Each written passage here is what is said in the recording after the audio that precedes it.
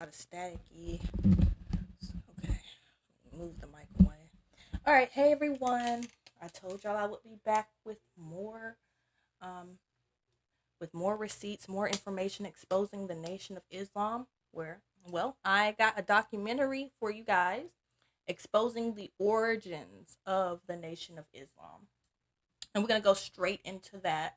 I'm gonna start this video um, on that note.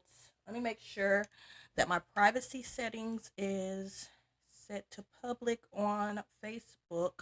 And I gotta make sure I'm streaming on my other Facebook page. So give me a second. Okay. So yes, I'm going live on my. Ooh, I forgot to put the damn description. Crap. I think I can edit it. I think I can edit it real quick, but it's starting up. I forgot.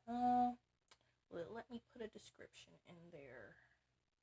I got the title, but forgot to put the description on my stream on Facebook. Oh well, who cares? So yeah, like I said, this is exposing the origins of the Nation of Islam. We're going live now on Facebook, on both of my Facebook pages. Make sure this is set to public. This on Facebook right now. Please share my stream for me. I'm kind of restricted right now. This NOI guy got mad at me for exposing the fact that Islam comes from the same place Christianity do. Okay, it comes from our Zionist slave masters. Okay, and yes, we're still enslaved by these people. We're being taxed to death. We're paying for unnecessary stuff on a daily basis. We pay bills for electricity that should be free. We can make free energy technology to produce electrical currents in this atmosphere. We don't have to be using all this wired junk. Okay, but thing is, everybody's being dumbed down to the point where we don't have a creative mind to invent, and that's how they keep this system like in place, because everybody's too dumb to question anything or to create like and invent technology that could actually benefit the world. Our ancestors, my ancestors, did this in the 1800s, but we were pretty much, I don't know the word, but taken over, and they they pretty much stopped us in our tracks. Pretty much when we were trying to bring back the old world. Um, but anyways, let's start. I'm gonna start this video showing you guys the origins of the Nation of Islam, where it comes from, and I'm exposing the fact. I'm exposing the fact that these people are obsessed with whiteness. Okay, to be a black person, African, Indigenous American, or Aboriginal, Australian, any black person who convert to Islam, you have to be obsessed with whiteness. I mean, in the Quran, it even says that only those people with white faces can get into heaven. Okay, and I exposed this in the last live stream, that it says all this stuff in the Quran that black people are not going to be able to go into their heaven, but you people still convert to Islam. It's crazy. But here I go. I'm finna start this live. Here we go, y'all. Hold on 1 second. Let me put this in full screen mode. I gotta make sure the audio. All audiences, viewer discretion is advised. In America, the roaring 20s were coming to an end. Gloom and hardship had arrived. An apparition was knocking on the door. And to make sure you got the message, its unfriendly ambidextrous hand was writing on the wall. It seemed like everyone was filling out applications to be religious gurus, mystics, messengers, prophets, or gods. A religion called Islam, practiced in India by a man named Hazrat Mirza Ghulam, claimed he was the prophesied Messiah, would influence his right-hand man, Mufti Muhammad Sadiq, to spread the message of Islam in the United States of America. A black man that Sadiq would convert was a man named Timothy Drew, who renamed himself Noble Drew Ali. Drew's popularity would soon become known worldwide.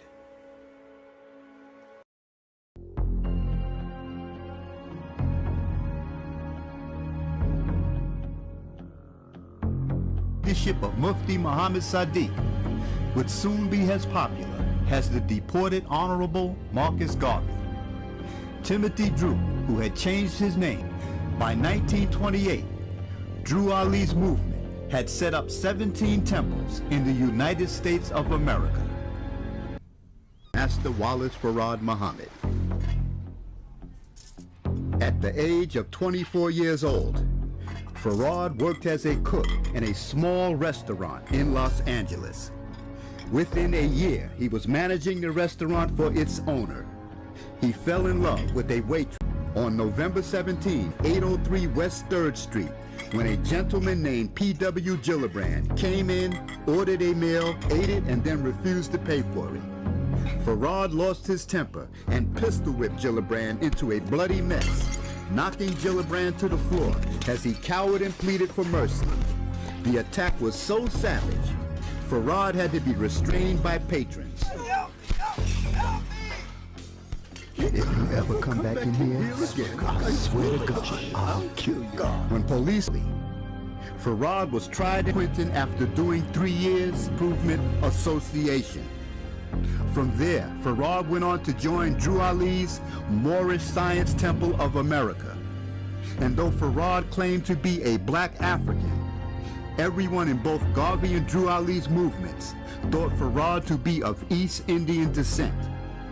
His facial features, dialect, speech, mannerisms were definitely not African.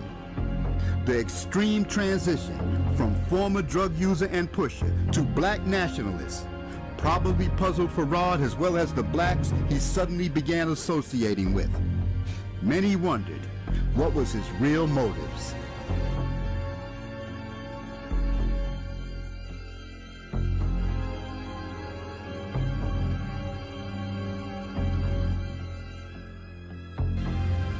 Wealthy Jewish philanthropist Julius Rosenwald was known for making generous donations to African Americans on a continuous basis.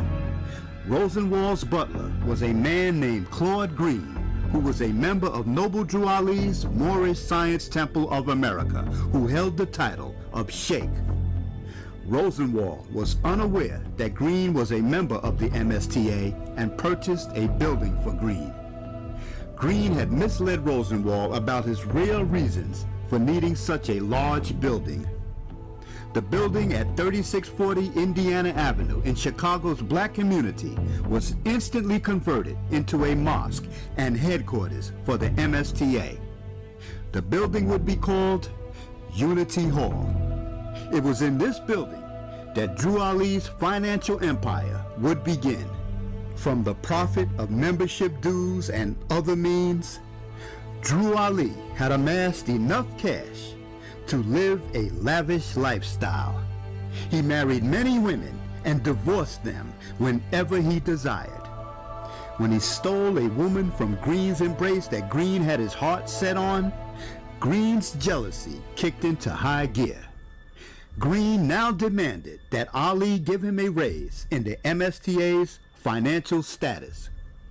Green told Ali that if he couldn't fulfill the demand, he'd become a whistleblower and expose Ali as a con man and religious fraud. Green wasn't bluffing. He possessed the organization's financial records in a safe in his own office at Unity Hall. The bovine excrement was about to hit the fan.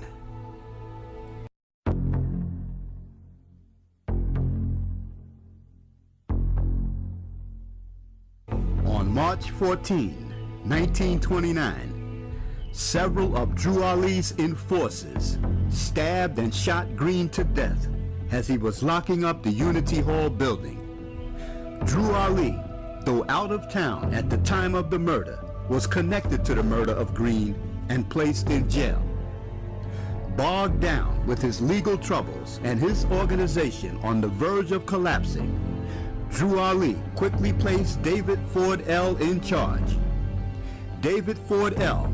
was one of the 58 aliases that Farad had used. With David Ford L. now acting as head of the Chicago Mosque, the successor of the financial empire emerged. David Ford L. had claimed that he was the man that Drew Ali appointed to the title, but many gave him the thumbs down.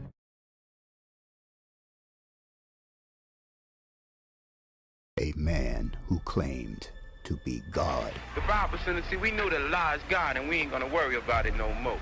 An assignment. And hell is a condition. Right here. But we know he doing his job, while we out here to do a job also. The one who claimed he was the supreme ruler of the universe, despite a history of criminal activity and an extensive arrest record.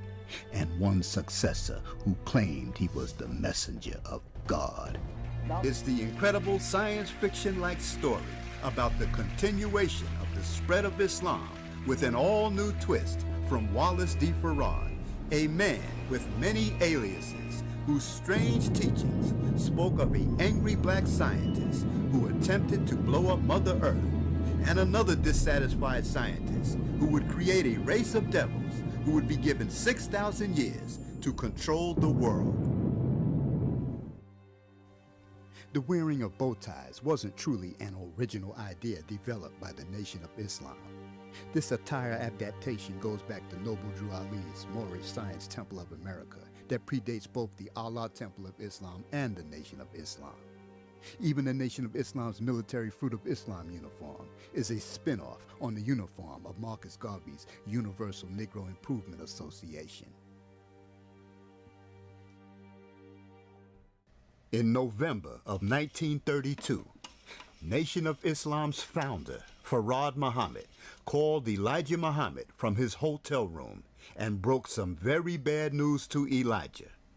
The news he dropped on Elijah was about a Nation of Islam follower who went berserk and stabbed a man to death on a makeshift altar in his home. The man who committed the murder, his name was Robert Harris. His Muslim name was Robert Kareem. A book written by Master Farad Muhammad titled The Secret Rituals of the Lost Found Nation of Islam instructed all believers of the cult to stab people to death in order to gain religious rewards. Obviously, the author of such madness greatly influenced Robert Harris's actions. All the main newspapers of Detroit covered this shocking story, and the entire city of Detroit was completely shook up. A lunatic was on the loose.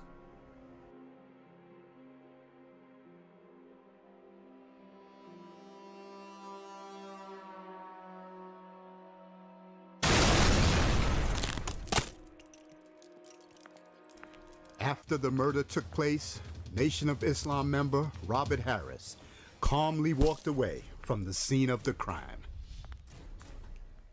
The house where this grisly murder took place quickly became known as the Voodoo House. Master Farad Harris was quickly declared insane and put in a straitjacket to please him.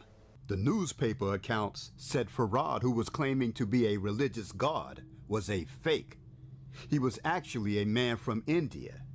One of his followers, hell-bent on pleasing him, went bananas and took another man's life, killing him in a small house that would become known as the Voodoo took place.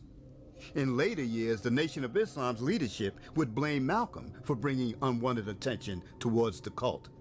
But the facts are, the U.S. government was watching the cult, gave the reader a complete inside look into the practices of the Nation of Islam. Farad told the detectives that he was God, the supreme being on earth. He and another man named Yugan Ali concocted the whole cult.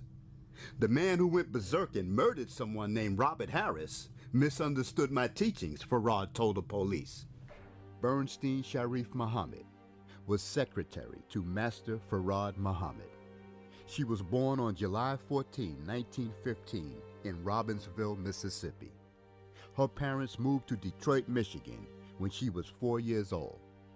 In October of 1932, her parents brought her to the Allah Temple of Islam that was located above a clothing store that was previously a small movie theater. The location was 3408 Hastings Street. Sister Bernstein, at age 17, had very good typing skills, so she applied for the job of secretary at the Allah of Islam. She involved organizing temple. What's very interesting in the small pamphlet she wrote about some of her experiences while secretary to Master Farad Muhammad is the mentioning of the location of the temple being above a motion picture theater. Interestingly, an article by the Detroit Free Press in a caption titled, "Raided Temple Bears Grip of Voodoo in City," was described as motion picture theater seats. Also noted in Bernstein Sharif Muhammad's pamphlet on her experiences as secretary to Master Farad Muhammad is her mentioning of a wine-colored suit that was purchased for Master Farad Muhammad by the believers after Farad came out of jail, and how he suddenly stopped wearing it and passed it on to Elijah Muhammad, whose size was similar.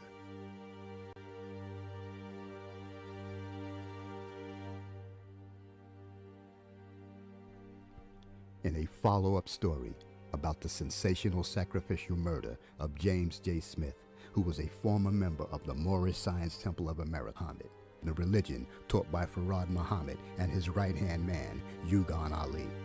Robert Harris was mistakenly labeled an important member of the temple, but was only in fact a dues-paying member of low rank and had no standing in its custody, clearly the dangers of eating pork, and his enormous strength took many policemen to physically control him. Farad, while in police custody, was questioned that might land him human form.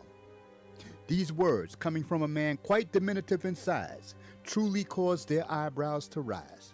And to think that American Negroes actually believed that a person who was not only physically challenged in height, but was also worldwide, to keep them abreast of the latest happening. Kareem, who committed as photographers, captured a photograph of Master Farad Muhammad seated with two homicide detectives, Oscar Berry and Charles Snyder, in November of 1932. But it certainly wasn't the first time that Wali's on page 8 that read, headline, "5 idiots are confiscated. Wali thugs." After that, there was a lot batch of opiates. Various federal prohibition agents succeeded in finally bringing about the capture of a subject who calls him opiates, with Cox and Bursthardt laid out an ingenious plan for the aforementioned Ford to fall into a trap. To do it, the detectives passing as morphine addicts presented themselves to for the trap. Not even suspecting who the three individuals buying the morphine were, Ford agreed to sell a little quantity such a way to retrieving from Ford the morphine, which served as the body of evidence, supports author Carl Evans' claim that wife, Hazel, explicitly denied that Ford had ever talked about radical political ideas, strange religious teachings that would lead to the arrest of Master Farad, who was a Nation of Islam member named Robert Harris, who would be declared completely insane and placed in a mental institution until his death.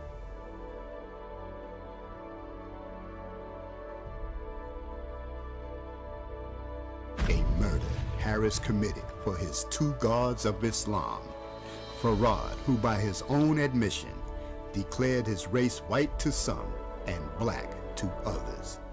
Farad, who would state to arresting officers that he was a false prophet, ripping off blacks strictly for money. Farad, who supposedly vanished, would be replaced by a former alcoholic named Elijah Poole, who would rise up to become one of the most feared black leaders in Georgia, would attract many converts who would become very famous. Unfortunately, a history of division would repeat itself resulting in more. Minister, Earl, was found dead. This was a devastating blow for Malcolm's mother, who was eventually committed to a mental institution. Her 8 children were sent to orphanages and foster homes. In school, Malcolm was a smart and focused student until he told his teacher in high school he wanted to become a lawyer. He wanted to be a lawyer, but they told him that they said niggers don't get to be lawyers, so that's an unreasonable goal for a nigger. And so, to some extent, to Boston. Over the next few years, he held various jobs and moved from Boston to Flint, Michigan to Harlem and Blair. In 1946, he was arrested for burglary and sent to prison. In prison, he began reading everything he could get a hold of. Inspired by his brother Reginald's conversion to Islam, Malcolm read the teachings of Elijah Muhammad and the Nation of Islam. Malcolm dropped his slave name Little and chose X to represent his. He was a very charismatic and powerful speaker who conveyed Elijah Muhammad's teaching to the masses. He was appointed national spokesman. During this time, membership increased from 500 to 30,000. Malcolm emerged as a creed of black superior. In Malika, born in 1960, the civil rights movement's use of nonviolent protest. Instead, he encouraged black men to use any means necessary to protect themselves. That Malcolm's clarion call for blacks to mobilize and fight against racism inspired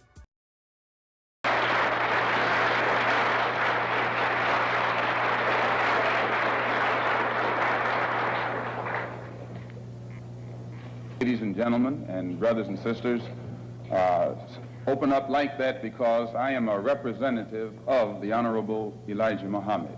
And were it not for him, you and I wouldn't be here today. Some of the events we have to go to the root. We have to get to the cause, straight to the root. Congratulate, and excuse me if I say so-called, it's hard for me to just outright say Negro when I know what that word Negro really means.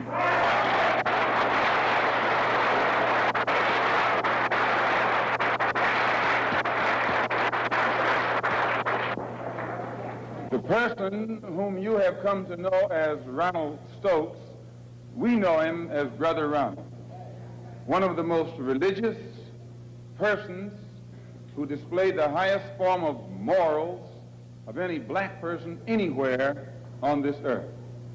And as one of the previous speakers pointed out who knew him, everyone who knew him had to give him credit for being a good man, a clean man, an intelligent man, and an innocent man when he was murdered. The Negro, so-called Negro, so let the white man divide them and use them one against the other during this crisis.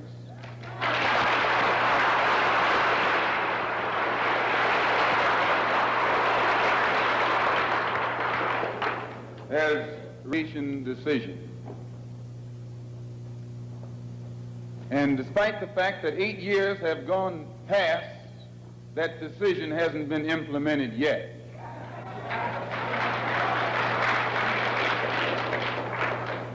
I don't have that much faith. I don't have that much confidence.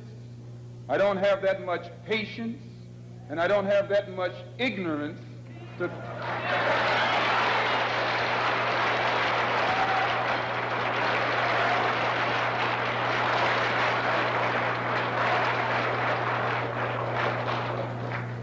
If the Supreme Court, which is the highest law-making body in the country, can pass a decision that can't get even 8% compliance within 8 years because it's for black people, then my patience has run out.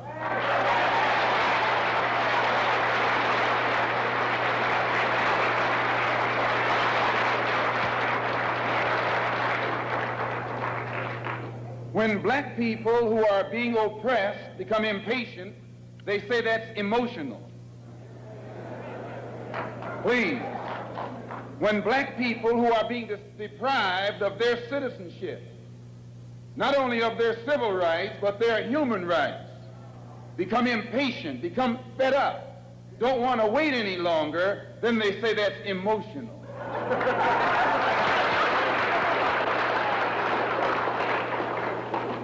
The Negro, so-called Negro leaders and organizations should be praised.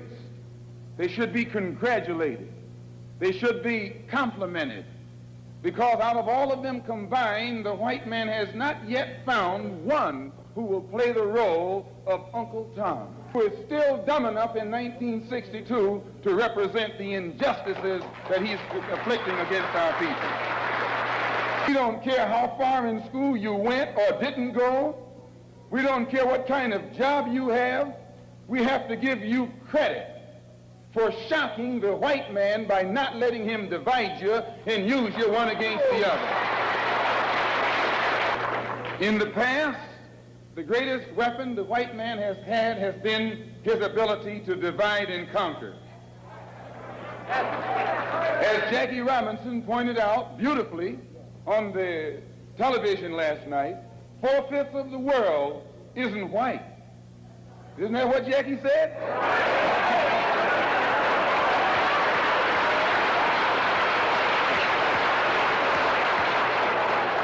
And if 4/5 of the world is dark, how is it possible for 1/5 to rule, oppress, exploit, dominate, and brutalize the 4/5 who are in the majority? How do they do it? Divide and conquer. If I take my hand and slap you, you don't even feel it. It might sting you because these digits are separated. But all I have to do to put you back in your place is bring those digits together.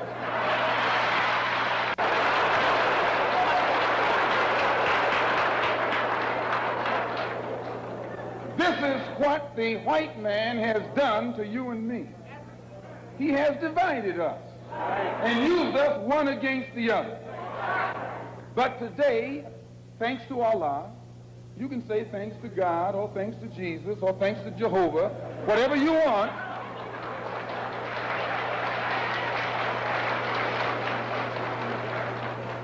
But as a follower of the Honorable Elijah Muhammad, we have been taught to say thanks to Allah.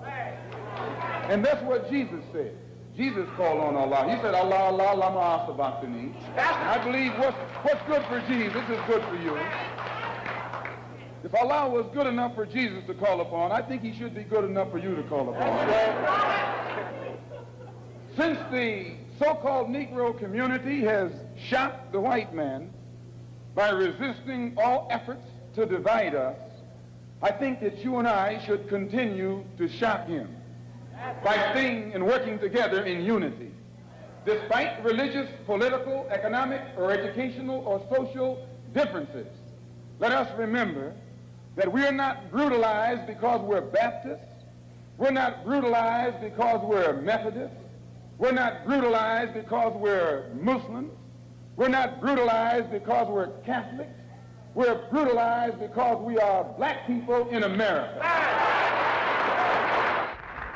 I have to say this, and I'll sit down. Back during slavery, when black people like me talked to the slaves, they didn't kill him. They sent some old house Negro along behind him to undo what he said.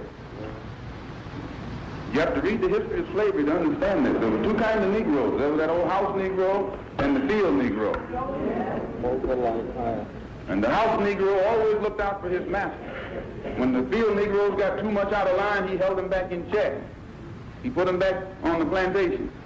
The house Negro could afford to do that because he lived better than the field Negro. He ate better, he dressed better, and he lived in a better house. He lived right up next to his master in the attic. And he loved his master more than his master loved himself. That's why he didn't want his master hurt. When the master's house caught a fire, he'd try and put the fire out. He didn't want his master's house burned. He never wanted his master's property threatened. And he was more defensive of it than the master was. That was the house Negro. But then you had some field Negroes who lived in huts, had nothing to lose. They wore the worst kind of clothes. They ate the worst food. And they caught hell. They felt the sting of the lash. They hated their master. Oh, yes, they did. If the master got sick, they pray that the master died. If the master's house caught a fire, they prayed for a strong wind to come along. This was the difference between the two. And today you still have house Negroes and field Negroes.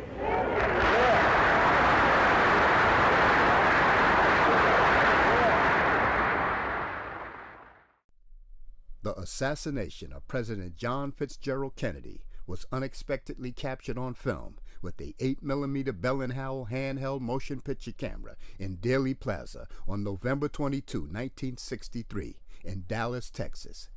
The footage captured was by a man named Abraham Zapruder. The imagery captured shows what happened to President Kennedy, but does not show his assassins. And when I say Kennedy, I mean John F. Kennedy. The man he promised, but has paid off the Negro leadership so that they are silent and say nothing about the promises that he originally made to get Negroes to vote for him. Now, I would like to point out another point before we go any farther. We who are followers of the Honorable Elijah Muhammad do not make a choice between integration and segregation. Segregation doesn't enter into the picture at all. We are for separation, not segregation. Segregation, as we're taught by the Honorable Elijah Muhammad, is that which is forced upon inferiors by superiors. Separation is done voluntarily by two equals. When you find an all-white school, they don't call it a segregated school, they call it a separate school. When you find an all-Negro school, they call it a segregated school, because it was set up by the white man. If it was an all-black school that had been set up by the black man himself, run by the black man himself, with the curricula that they follow, put in the school by the black man himself, they would call it a separate school. And it would be just as independent and on equal basis with the white school. President who himself was discriminated against for a long time and accused Protestants of practicing religious discrimination, I think that he is way out of line to use his position now as the first Catholic president to open up his mouth against a religious group here in this country that is headed by the Honorable Elijah Muhammad.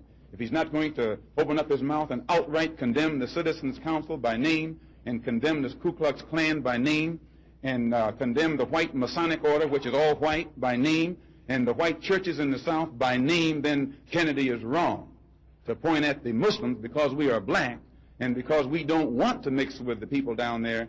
And I should say that when we express our desire not to mix with whites, they call us a hate group. And Martin Luther King is running around here telling Negroes to love all kind of white people, and they sick dogs on Martin Luther King. So it answers itself, and it shows the hypocrisy of the white man. On November 22nd, 1963, President John F. Kennedy was assassinated. For the nation, the day after the assassination, Malcolm X made a remark that shocked both his followers and his enemies. When you send your chickens out in the morning from your barnyard, those chickens will return that evening to your barnyard, not your neighbor's barnyard. I think this is a prime example of the devil's chickens coming back home to roost. The public was enraged by his apparent irreverence. In his book, Malcolm insists he was misunderstood. You were involved in a controversy some months ago with your leader. Is that over? Well, I've been silent for the past 90 days because of some statements I made concerning the President of the United States, which were distorted. They were distorted? And yes. What did you say, Malcolm? Well, I said the same thing that everybody says, that his assassination was the result of the climate of hate. But only I said the chickens came home to roost, and which means the same thing. But you did not say that you were glad the president was killed. No, that's what the press said. You see, Malcolm had figured long ago, like Claude McKay, if we must die, making their mock at our accursed lot. If we must die, oh, let us nobly die. When Malcolm met Abdul Rahman Muhammad Babu, the revolutionary nationalist from Zanzibar, East Africa, in July of 1964, they became comrades. Babu knew that the white power structure was a worldwide villain, so to help Malcolm out in his quest for freedom, Babu told Malcolm that if black people in the United States would jumpstart a revolution, he would definitely supply Malcolm with crates of small arms to help in guerrilla warfare. Yeah, Abdul Rahman Babu would supply the small arms, but Malcolm would have to supply the army. You talk about a general without soldiers? When Malcolm told his inner staff members about lighting a fire under the oppressor's ass, most of them openly opposed him. Many claimed they wanted to put an end to racism, but when the hour of reckoning came into reality, all Malcolm heard was one lame excuse after another. Hey, brother, I can't be out in the street ducking bullets. I think we should keep marching and demonstrating. I still owe payments on my car. Hey, Malcolm, I might shoot my wife. Malcolm, you can count I ain't me ready to out. get out in the street like that, man. I got a bad I didn't join this back. organization to get I'm my with you head for blown some off. changes. Fighting in the street. But like I said, man, not on that tip. I can't participate in guerrilla warfare. White people got too many guns. I mean, like it's easy for this African guy to give you some guns. Are you serious, man? But why ain't he supplying us a note to pay, man? Those guns could be hot. No way, I want to build a house. Things ain't I'm about to retire in 3 years. I could lose my pension. Shucks, man. No, man, it's not worth it. I might shoot my I wife. don't think I'll be a good shooter. Armed confrontation with white people. Just use karate, Malcolm. Sure, brother Malcolm. I'm down with the movement. But in this case, the best movement is a bowel movement. Malcolm tried his best to conceal his disappointment with them. But when he shifted his torso from a direct frontal position to a slightly awkward 45-degree angle away from them, anyone who knew Malcolm's body language knew that disappointment was only an additional word to describe the loneliness he was feeling. And when Malcolm started rearranging his office supplies on his desk, it was a sure signal that he wanted to terminate the proceedings like all authoritarians do when they want a meeting to conclude. Who really understood the precarious position black folks were in other than Malcolm? Meanwhile, black men, women, and children are being beaten into submission and murdered in the streets all across the 51 states of America and abroad, while everyone on the planet watches at home on their television sets, all afraid to step forward and speak out. Elijah Muhammad continues to tell black America to be patient. His God named Master Farad is trying to work himself up into anger so that he can throw a devastating punch to evil white America. Be cool, black America. God is feigning defeat.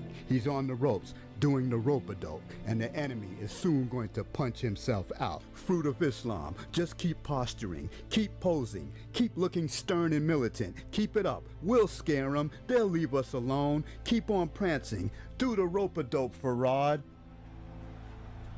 Yeah, we're gonna knock white America out. Malcolm's out of his mind talking that revolution talk. Yeah, we're gonna do it our way. We're gonna let God get him. Yeah, we're gonna put an end to police brutality. Yeah, racism, discrimination, bad housing, bad food, no jobs.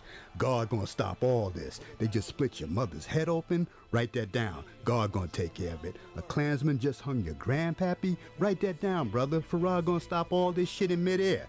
A cop just shot your son in the back. You can't get a gig at Macy's and Bamberger's. Corvettes won't hire you.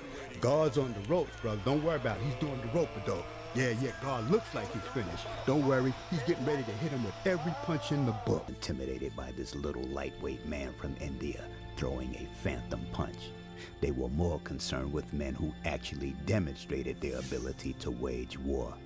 Close friends Chechu. Guerrilla warfare wasn't a far-fetched idea. All black men had to do was overcome their fear of white men, pick up the gun just as they do and liberate themselves.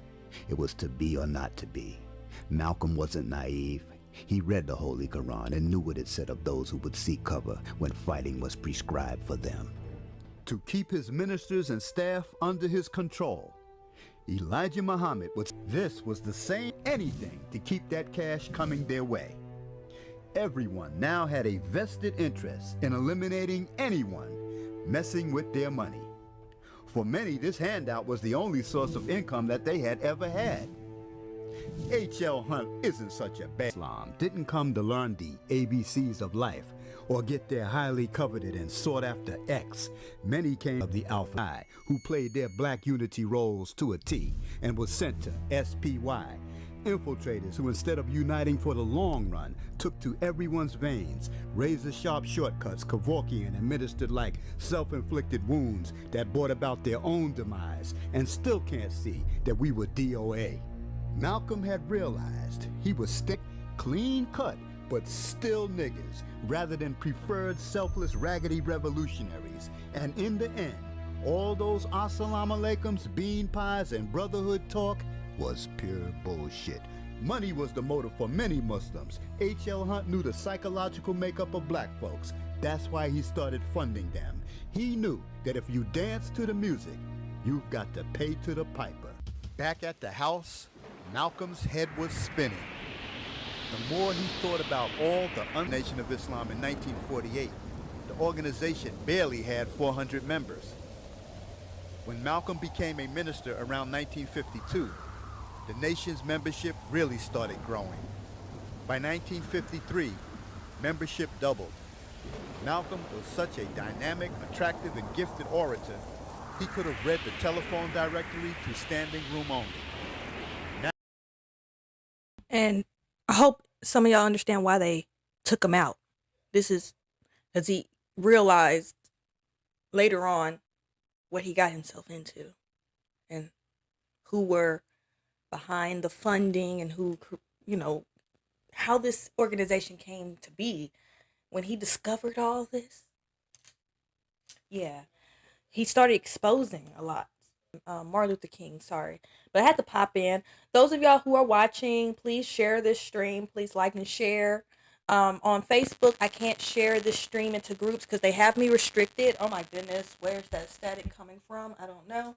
But if you're on Facebook and you're watching, please share this within a group that have like all those Moors and El-Bays, so they can learn, like, because a lot of us are being deceived to go into these schools of thoughts and these, you know, to be indoctrinated once more. Like a lot of people in the community are waking up from Christianity and then they are being converted into Islam. Like that shit is so illogical. Like you're not waking up from anything, going and converting into another religion that was created by our slave masters to mentally enslave you. Like, come on. Like, you're not woke if you're still religious. Come on. It's time to wake up. And yeah, all of these little groups were created to keep us lost, confused, and separated. But we need to wake up. Now, please share this stream. If you're watching on Twitter, please share. If you're not a follower, if you don't follow my page, please follow me now. Share this stream because we got another hour or so to go with this video anyway. So, yeah, please share. Now, uppermost in Malcolm's mind, he wanted to alert all the brothers and sisters that they were being manipulated by an organization he felt had no intentions of seriously taking on the power structure. Following or in this group that actually killed Malcolm X. It is proven that it was people from this organization that shot Malcolm X, but y'all are still joining this organization.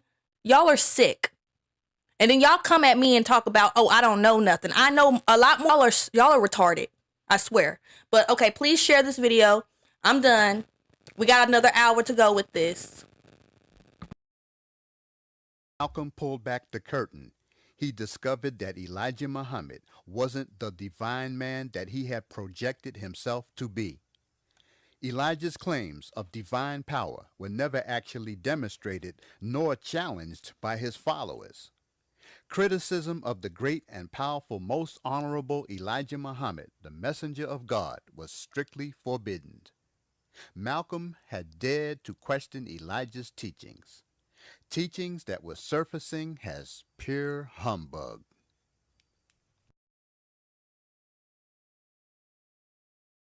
Earl Grant and Malcolm were very close.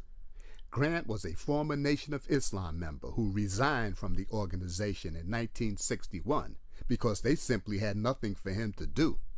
Grant's technical skills superseded selling newspapers. Both men became reacquainted when the organization suspended Malcolm for 90 days for some remarks Malcolm made about President Kennedy's assassination. During the suspension, Grant phoned Malcolm, and Malcolm was happy to hear from Grant.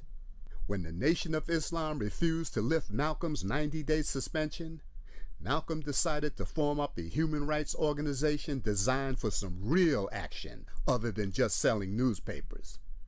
Malcolm didn't have to ask Grant if he wanted to join. Earl Grant came running. It was an offer Earl couldn't refuse. Finally, black folks had an organization whose leader couldn't be bribed, was no sellout, couldn't be compromised. Finally, a leader who was in it for real. A leader who wasn't being funded by someone outside of the community to mince words on freedom, justice, and equality. A leader who was an original thinker whose objective was to expose the power structure for its centuries-old mistreatment of his people by taking the international Western power structure into the world court, charging it with violation of Afro-Americans' human rights. This was unprecedented in the history of the black struggle. Malcolm's organization was growing like a snowball rolling down a snow-covered hill.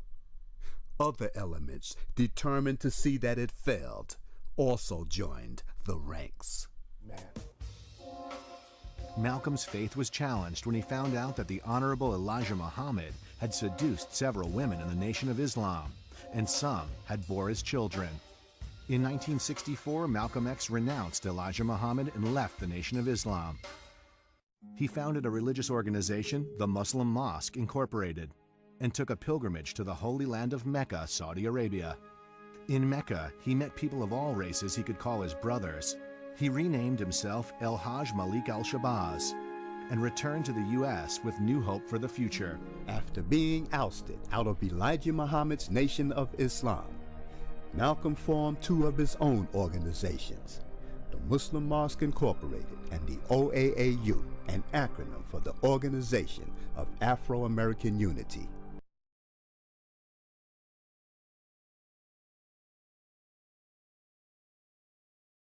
Do you feel that your message, apparent message of love that you brought back from Islam is the real reason they're after you, because you're not hating as hard as they want you to? Well, I never did hate anybody hard. But I do know that when I wrote that letter saying that there were white people in Mecca, it shook up a lot of Muslims, because most of the Muslims who follow Mr. Muhammad absolutely believed that it was impossible, physically impossible, I should say divinely impossible, for a white person to go to Mecca. And my trip there shattered that image, or that misconcept. Anyone call you directly, Malcolm? Oh, I've been receiving calls ever since I left the Black Muslim movement. And what sort of calls, Malcolm? You're disenchanted in view of the fact that these men who were your brothers are making threats against your life? No, because actually it's not their fault. Most of them, now Joseph and the officials, they have a knowledge of what it's all about. But the rank-and-file Muslim brother does not know what it's all about. They are, out of religious sincerity, they think that they are doing the will of Allah by protecting a man who I myself taught them was divine. So I don't in any way fault them. But those who are over them and give the orders, and actually the ultimate order comes from Elijah Muhammad himself. As long as I represented the Black Muslim movement as an example of morality, unity, and militancy, as long as I could do that, I represented it. It was when I realized that it could not be represented as that march, and I had no intention of ever even speaking on this. Had they left me alone, you still wouldn't know what really took place. Why are they threatening your life? Well, primarily because they're afraid that I will tell the real reason that I'm out of the Black Muslim movement, which I never told. I kept to myself. But the real reason is that Elijah Muhammad, the head of the movement, is the father of 8 children by 6 different teenage girls, 6 different teenage girls who were his private personal secretary. An effort to take my life back in January, and at that time the Muslims denied it. In fact, they tried to make it appear to my brother that I was insane. But on a program in Chicago called Hotline, that's moderated by Wesley South. John Ali, the national secretary, admitted, I think it was Wednesday or Thursday, one of these days last week, that they absolutely were going to kill me. What steps will you take to protect yourself from this threat? I take no steps. I have a rifle. If anybody comes to my house without a good reason, I intend to try and use it. And that's all. Right now? No, I don't worry. I tell you, I'm a man who believed that I died 20 years ago. And I live like a man who is dead already. I have no fear whatsoever of anybody or anything. Malcolm was seen as a threat to the Nation of Islam, and he... Take this guy as an example. Don't let his friendly smile fool you. In 1965, John Peters was an FOI captain who was running around town trying to find a silencer for his illegally owned pistol that he wanted to attach to his Roscoe to take some shots at Malcolm. One can smile and smile again and still be a villain. John Peters, when he flashed his teeth, fooled many people. This guy wanted Malcolm so bad, he couldn't think straight. He wanted to be like Bond, James, a hero, and his silencer. He wanted to get upped. He wanted to be known as a made man, not to be messed with. He wanted to be known as the guy who could drop you and nobody wouldn't even hear it because he used his silencer. This is Leon Amir, who was Cassius Clay's secretary, whom they beat unmercifully up in Boston. And it was he who heard Elijah Muhammad Jr. come to New York when Elijah Muhammad was at the Armory in June of last year. Jr. stood up and told the fruit, many of whom are here now also, that I should have been killed, that my tongue should have been put in an envelope and sent back to Chicago by now. And then Clarence, the captain from Boston, and John, the captain from Springfield, came to New York to assassinate me and came to him to get us silenced. Yeah, but history would prove that it was his dumb ass that needed to be silenced. This clown betrayed the Black Revolution.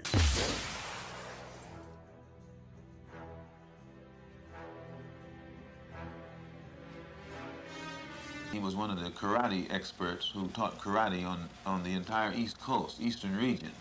And he was in the inner circle. And he pointed out that in October, he didn't cease being a captain, but his influence or authority was placed beneath that of Clarence, the captain who's in Boston. Clarence was put over Joseph, and shortly after that, as Leon Amir testified, Clarence, the captain from Boston, and John, the captain from Springfield, Massachusetts, came to New York to carry out this so-called assassination. And they came to Leon looking for a silencer for their gun. Well, see, I understand all of it, but they parked half a block from my house here in the home of Alvin, who's also one of Elijah Muhammad's men. Beat. That's Alvin Farrakhan. Again, the proximity. Just for your information. Like they will attack me, or they will brutalize a fellow Muslim who breaks the law. But you don't find those same followers going out and becoming involved in the Negro struggle in any way whatsoever. Elijah Muhammad's son, Elijah Muhammad Jr., was considered in the Nation of Islam as the mouthpiece of his father. It was a gift from the old man. This is why it sent chills down the spine of Nation of Islam member Leon 4X Amir when he heard Elijah Jr. speak at a private meeting of Fruit of Islam members on June 28, 1964, demanding that Malcolm X's house be knocked to the ground and that Malcolm's tongue be cut out. Elijah Muhammad Jr. was beating the war drums.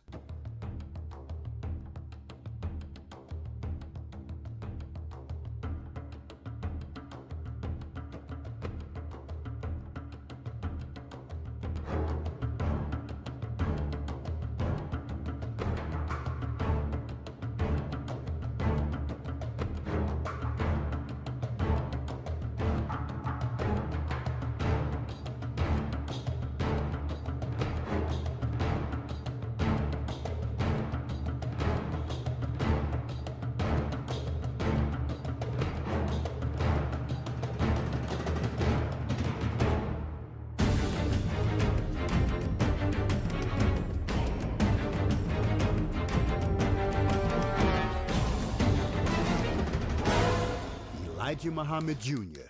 made it plain that his father wanted Malcolm X dead. His followers are violent against Negroes. Against Negroes? Yes, his followers will go out and attack another Negro, like they will attack me. From his office at the Hotel Teresa on June 2nd, 1964, Malcolm composed a short but powerful letter that broke down just how cowardly Elijah Muhammad was in the face of the enemy. Hotel Teresa, New York City, June 2, 1964. Assalamu alaikum. In the name of Allah, the Beneficent, the Merciful. Mr. Elijah Muhammad, despite the increasing acts of violence against fellow Afro-Americans instigated by the Fruit of Islam recently in Boston, New York, and Philadelphia, you have tried to give the public the impression that you are aloof to what is going on. But as the leader of the Fruit of Islam, your calculated silence will not enable you to escape the full blame for the explosive situation that is developing. Students of the Black Muslim movement know that no member of the Fruit of Islam will ever initiate an act of violence unless the order is first given by you. Since you didn't open your mouth and give word to fight back when your faithful Muslim followers were brutally shot and beaten by white racists in Los Angeles, California, Rochester, New York, Monroe, Louisiana, and elsewhere, how can you justify now any longer? No matter how much you stay in the background and stir others up to do your murderous dirty work, any bloodshed committed by Muslim against Muslim will compel the writers of history to declare you guilty not only of adultery and deceit, but also of murder. Assalamu alaikum. Malcolm X. That letter was so damn... You know, Brother Malcolm is right. We lured the man into the organization believing we were for real. We need to leave the man alone. We ought to be ashamed of ourselves. But that wasn't going to happen. Not when goo gobs of money was coming in from H.L. Hunt. This statement is from Messenger Elijah Muhammad, the leader of the Muslims in America. Minister Malcolm Shabazz, addressing a public meeting at Manhattan Center in New York City on Sunday, December the 1st, did not speak for the Muslims when he made comments on the death of the President, John F. Kennedy. He was speaking for himself and not Muslims in general. And Minister Malcolm has been suspended from public speaking for the time being. Mr. Muhammad's correct statement on hearing of the death of the President was as follows. We with the world are very shocked at the assassination of our President, and the nation still mourn the loss of our President. And he has said that Malcolm told two of his top aides that he had to make an important trip to Los Angeles. He had to get some important information from profile. Malcolm boarded a plane from New York and flew to Los Angeles. Malcolm's cousin, Hakeem A. Jamal, who wrote the book From a Dead Level, Malcolm X and Me, was waiting inside the airport terminal with an old friend of Malcolm named Edward Bradley. While Jamal and Bradley were waiting for Malcolm to arrive, they noticed a well-dressed black man sitting in the lounge, who Jamal thought he saw somewhere before. Jamal said to Bradley, "Wow, that guy looks like a black Muslim." Jamal couldn't stop staring at this well-dressed black man he thought was a black Muslim. But when the man got up and walked over to a cigarette machine and purchased a pack of menthol cigarettes and lit one up, Jamal dismissed the whole thought. Jamal's dismissal didn't last long, because in less than a nanosecond, his eyes were back on the well-dressed man toting on that stogie. Jamal's eyes followed the man like an eagle protecting its nest. It was the cigarette that the man kept puffing on that was challenging his initial thought. Muslims don't smoke, so how in the world could this man be a black Muslim? And then suddenly, Jamal realized that he indeed was correct. The well-dressed stranger that he couldn't make his mind up about was the National Secretary of the Nation of Islam, John Ali. And then, as if they came out of the woodwork, several black Muslims suddenly appeared, and the airport was crawling with them. It was obvious they were not there to hug and kiss Malcolm. They were there to kill him. Either someone in Malcolm's camp betrayed him, or law enforcement alerted the black Muslims about Malcolm's trip to Los Angeles. Realizing the immediate danger Malcolm was in and that his plane would arrive at any minute, Jamal quickly alerted airport security, and the plane that Malcolm was on was diverted to a different terminal. Malcolm describes the incident in his own words. The black Muslim movement tried to kill me in Los Angeles airport while I was in the company of the Los Angeles police. The Los Angeles police stopped the TWA Airlines from taking off. They slipped me into a private room onto the plane through the basement because of the presence of these persons in the airport who were completely heedless of the presence of the police. Now, this airliner was held up an hour and a half. Every passenger aboard it was taken off. His luggage was searched. I was kept on the plane. My luggage was searched. And then the TW Airlines security agent flew to Chicago from Los Angeles with me. I was met at the airport in Chicago by the Assistant Attorney General of the state of Illinois and at least 20 different detectives. I was held in their custody for 24 hours. I appeared on the Cupsonet show. When I came out of the studio, officials of the black Muslim movement in Chicago even tried to attack the police to get at me. Police department from coast to coast in this country, they are well aware of these plots and discussions that take place. Malcolm couldn't have had a worse enemy against him more than John Ali. This was a cold-blooded nigga who would brave the very fires of hell to get what he wanted. This was the one man Elijah was scared of. Ali's fixed, unemotional, and uninteresting-looking face did, however, emote his soulless spirit and cunning gaze, supported by his lowered shoulders, reminiscent of a rat poised to strike. When his weekly paycheck given to him by Elijah Muhammad was threatened, Malcolm didn't stand a chance. It's a government-controlled organization. They've been allowed to commit murder. It's been rehearsed several times. The usual seating arrangement in the ballroom will suddenly be changed. They can boldly announce in their newspaper that Malcolm shall not escape. The die is set. They all have foreknowledge of what's going to take place on February 21st, 1965. It's a wrap. It's a done deal. He shall not escape. His fate is sealed. He'll be blasted away.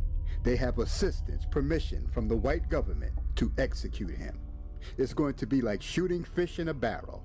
All they have to do now is show up and take their key positions. In generations yet to come, they are blind. They think they are accomplishing something. Their judgment was bad in 1965. Their judgment's still bad in 2030. Autobahn Ballroom, located in Spanish Harlem at 3940 Broadway between 165th and 166th Streets, is where freedom fighter Malcolm X is holding meetings, attempting to galvanize black people into responding to ongoing racism. The response from racist police patrolling the area talk among themselves, their desire, if it could be possible, to blow up the entire goddamn black neighborhood, let alone the ballroom itself, even if it's crowded with women, children, and elders. As far as they are concerned, blacks don't deserve a damn thing, and they should wait until white society feels fit to grant them anything, if at all, is necessary. To pull off the murder of Malcolm X successfully, the Nation of Islam had to first come up with an ingenious plan to get into assassination rehearsals that would start right inside the ballroom that the Nation of Islam would rent out.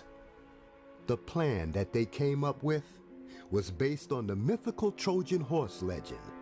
The Nation of Islam would double up on the myth and put a twisted spin on it that would gain them entry into the Autobahn Ballroom, where a lieutenant named Linwood X would distract Malcolm's followers.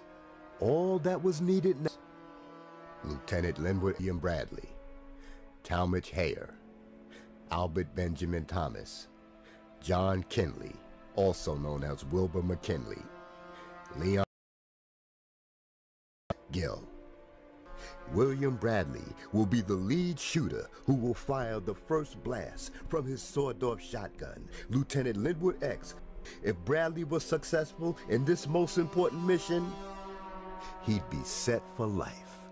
Being deprived night after night from getting a good night's rest and trying to stay alert from non-stop death threats and physical attacks, Malcolm is forced to start dangerously dabbling with Sominex as directed for 100% safe sleep.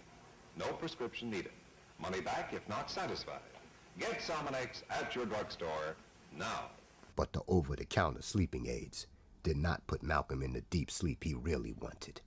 He would have to step it up and get a doctor to inject a more powerful sedative. What a price to pay fighting for 22 million Afro-Americans' freedom. When Malcolm's house was firebombed, Malcolm stated that he saw someone running in his house and that the pistol that he fired didn't go off. What if the pistol did fire and he hit a family member accidentally? Malcolm was so doped up the night of the house bombing, he couldn't see straight. In the book, Malcolm X, The Man Essays of Malcolm X, on page 85, Earl Grant writes this: Brother Malcolm began to describe the evening. He said he had been more tired than usual and had taken a sleeping pill, so as to that if he wanted to sleep that deeply, he could have called me first, and some of the brothers would have come out and stood guard around his house all night. He looked down at me with that big fatherly smile of his, and I just gave up and walked off mumbling to myself. Druggy from sedatives, Malcolm keeps his speaking engagement at the Ford Auditorium in Detroit on February 14, 1965. The bodyguard of Muhammad Ali, Clarence X. Gill, is appointed to take charge of the war against Malcolm X because of the lack of action to punish Malcolm by members of New York's Mosque No. 7. Clarence Gill is from the Boston Mosque. He is also a captain under Lewis X.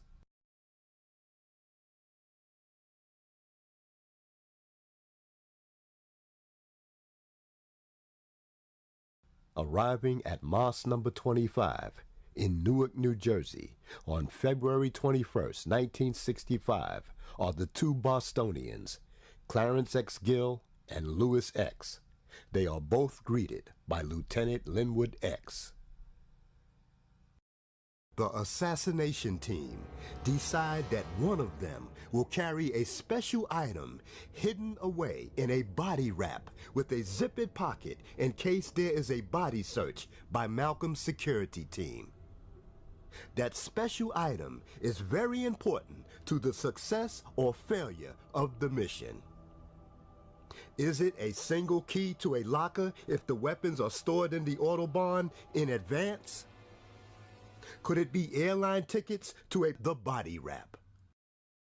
Early before noon on February 21, 1965, Linwood X and his team of assassins would leave Mosque No. 25 in Newark, New Jersey, go over the George Washington Bridge, and head straight to the Autobahn Ballroom. While driving, all they could talk about is how they were going to take Malcolm X off the planet. They let the car windows down while smoking some very powerful hashish that will help alter their state of mind and help prepare them for a most horrific act they were about to perform. 2 months before Malcolm's assassination, Lewis X wrote in Muhammad Speaks, "The die is set, and Malcolm shall not escape," especially after such evil, foolish talk about his benefactor, Elijah Muhammad, in trying to rob him of the divine glory which Allah had bestowed upon him. Such a man is worthy of death, and it would have been so were it not for Muhammad's confidence that God would give him the victory over the enemies.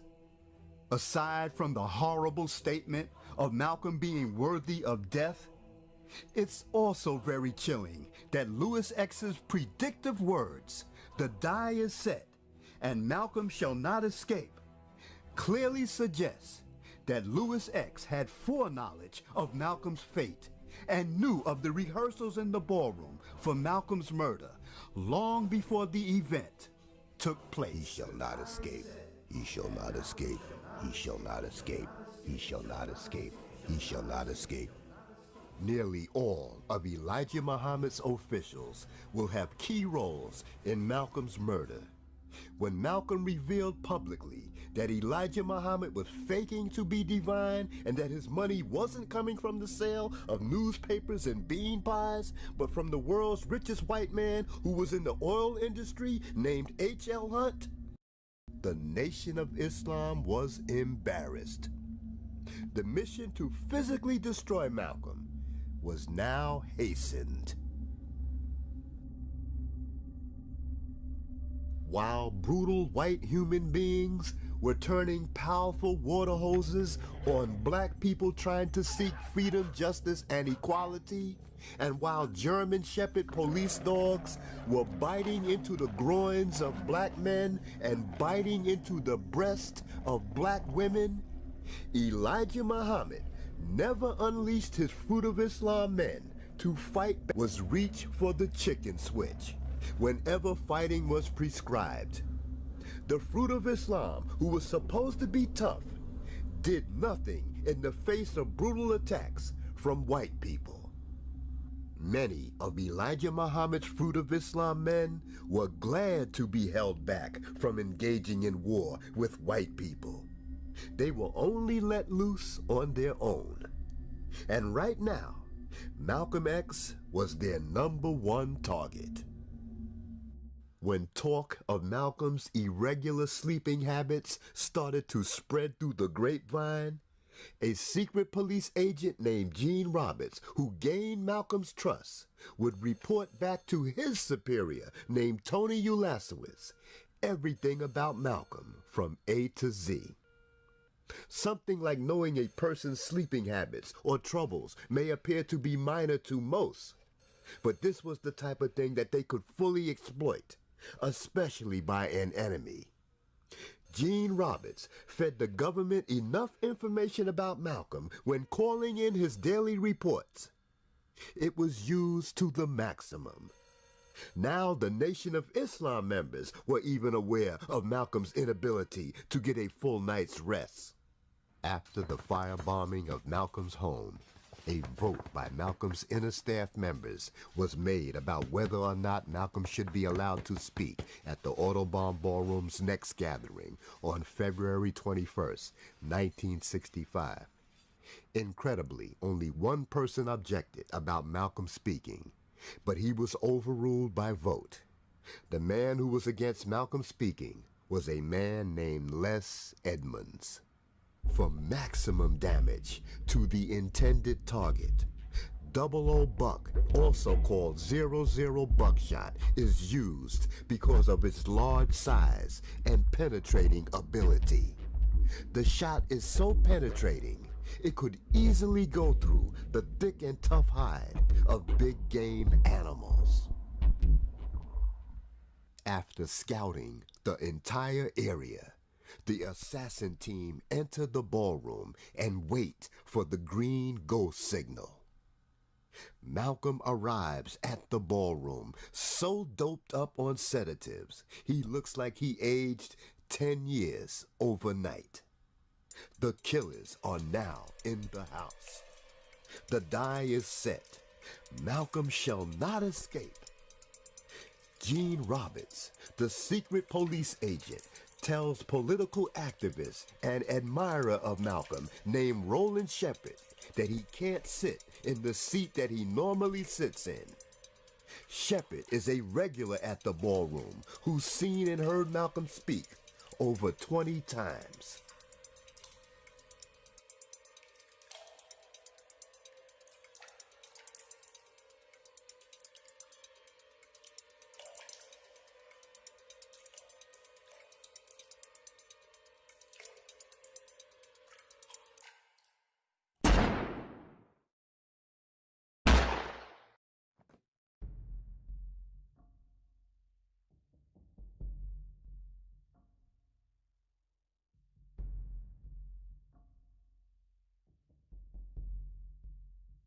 After the murder, Linwood X immediately calls Newark, New Jersey's Mosque number 25 and Mosque number 7 and informs that the man called Malcolm X will trouble them no more. We shut that red nigga down, boy. You're gonna have to wait to see it on film. The National Secretary admitted, I think it was Wednesday or Thursday, one of these days last week, that they absolutely were going to kill me. That they absolutely were going to kill me. That they absolutely were going to kill me. Okay, here's the deal. John Ali arrived in New York on February 9th with the shooters, and they go over their plans a few more times. After Malcolm is killed, Ali is supposed to Ali stands visibly alongside Elijah Muhammad during this press conference, slated for February 22, 1965. The press conference starts on the agreed time, but Ali is not present. John Ali missed his flight back to Chicago and had to take the next flight out to be at the press conference. Naturally, the press conference had to start without John Ali. Elijah Muhammad was accompanied by his son, Herbert Muhammad, and one of his top aides, Minister James Shabazz. These two men looked on nervously as the press reporters asked the head of the organization some serious questions. Fully listened and hoped the old man wouldn't fuck up, because they knew that these news reporters could be very shrewd in getting someone to say something they had no intentions on saying and would later regret, or would have to embarrassingly backtrack live on camera. It was like, I hope his brain doesn't fail now. If the old man fucked it up, the whole crew could instantly go down. They knew they killed Malcolm, and they had other things on their minds, like car payments, child support, another trip to Switzerland, and that kind of shit. And they knew that those material comforts in life could all go up in smoke if the wrong words were spoken. Damn, where's John Ali? The old man will keep the story straight if he's here. The press conference was set for less than 12 minutes, but with these tough questions being asked, it seems like it's an hour. And so far, Elijah's doing well in answering the reporters' questions. John Ali's absence has not yet been a major factor, but no one's out the woods yet, and beads of coal summer lights and the questions were, you ask me something like that? We don't carry guns. You must be new on the job. You should know better than that. Malcolm was killed by God. Farad did it, not us. You know, that kind of shit. The gesture of keeping one's fingers crossed is commonly used to wish for good luck when faced with evil. The lengthy contortions of twisted fingers being performed by two men standing in back of Elijah Muhammad, invoking the power of whatever force, human or otherwise, would have made Harry Houdini take notice. Crossed fingers are often used when telling lies or in order to invalidate promises. The onset of arthritic pain dictated that they'd soon have to break the cross. And then suddenly, John Ali appeared, nudging his way in between the two standing men. Cameras and flashing lights captured the moment and would also alert future historians to question John Ali's whereabouts before, during, and after Malcolm's assassination. 3 photographs taken in such. These photographs clearly demonstrate that Jerry is a closed-circuit input on monitors somewhere. These cameras gained the designation closed circuit to indicate that access to their content is limited by design only to those able to see it. CCTV cameras are typically the size of a silver dollar. While it was happening,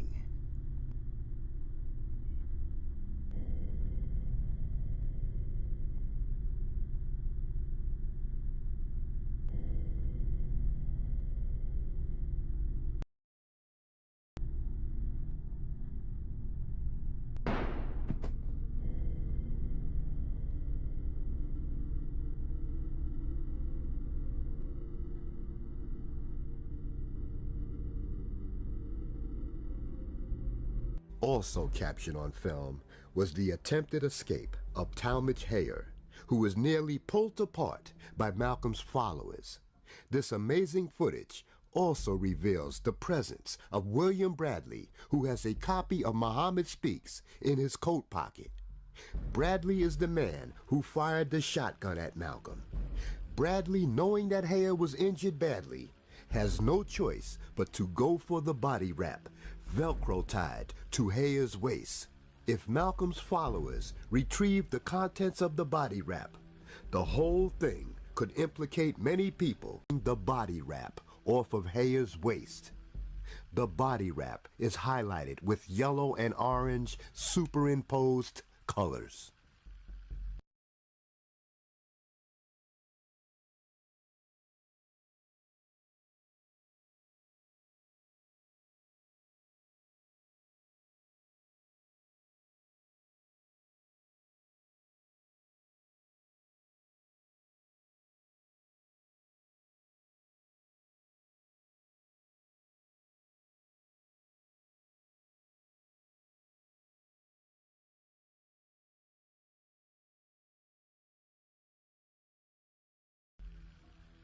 Once again, in real time, unaltered.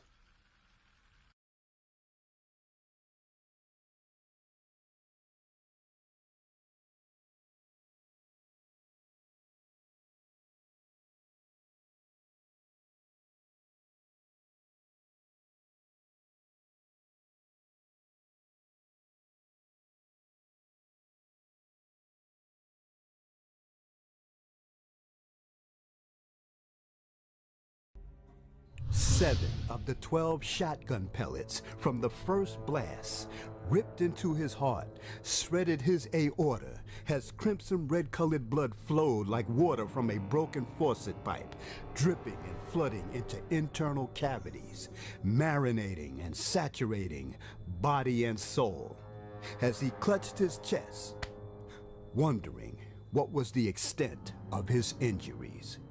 Breathing wasn't an option when both lungs were punctured like two newly purchased helium-filled balloons popped by something sharp by a mischievous prankster. Two balloons that seemed like you stood in a line a lifetime to get. Tubes and sacs connected to his bronchial tree erupted, clutching his chest, wondering what was the extent of his injuries. Shotgun pellets went through main organs and lodged in his spine that will soon have to be chiseled out with crude, sharp instruments during his upcoming scheduled autopsy. Still standing, wondering again, to what extent was his injuries? Has heart ventricles contracted, pushing out more blood by the pints, with air gushing from flattening lungs like monsoon winds or a sudden unexpected blown-out tire from a fast-moving vehicle. He couldn't meditate, contemplate, ventilate, oxygenate. And in a last act of defiance, even after being hit, he stood there, determined to prove that black folks didn't have a genetic predisposition to cowardice. And when he could no longer defy the law of physics, he went down in history to rise again, never to be forgotten. Didn't they know you can't keep a good man down? Now we want more answers. We know for certain the leadership of the Nation of Islam planned Malcolm's murder. And we know for City Police Department. Where did they suddenly appear from after the shooting? Were they present to protect Malcolm or to protect the killers? Why was William Bradley so casual and not quick to run to the getaway car? Why don't we have photographs of all of Malcolm's named assassins? Why was Malcolm allowed to speak while being in such a worn-out, overworked state that he was in? Why didn't Malcolm's followers notice that the Nation of Islam were holding affairs right inside the Audubon ballroom? Who had Malcolm's back. What was in that body wrap? Was it airline tickets? Keys? Bradley and Hayer, how about granting us an interview? We want to ask you both some real tough questions.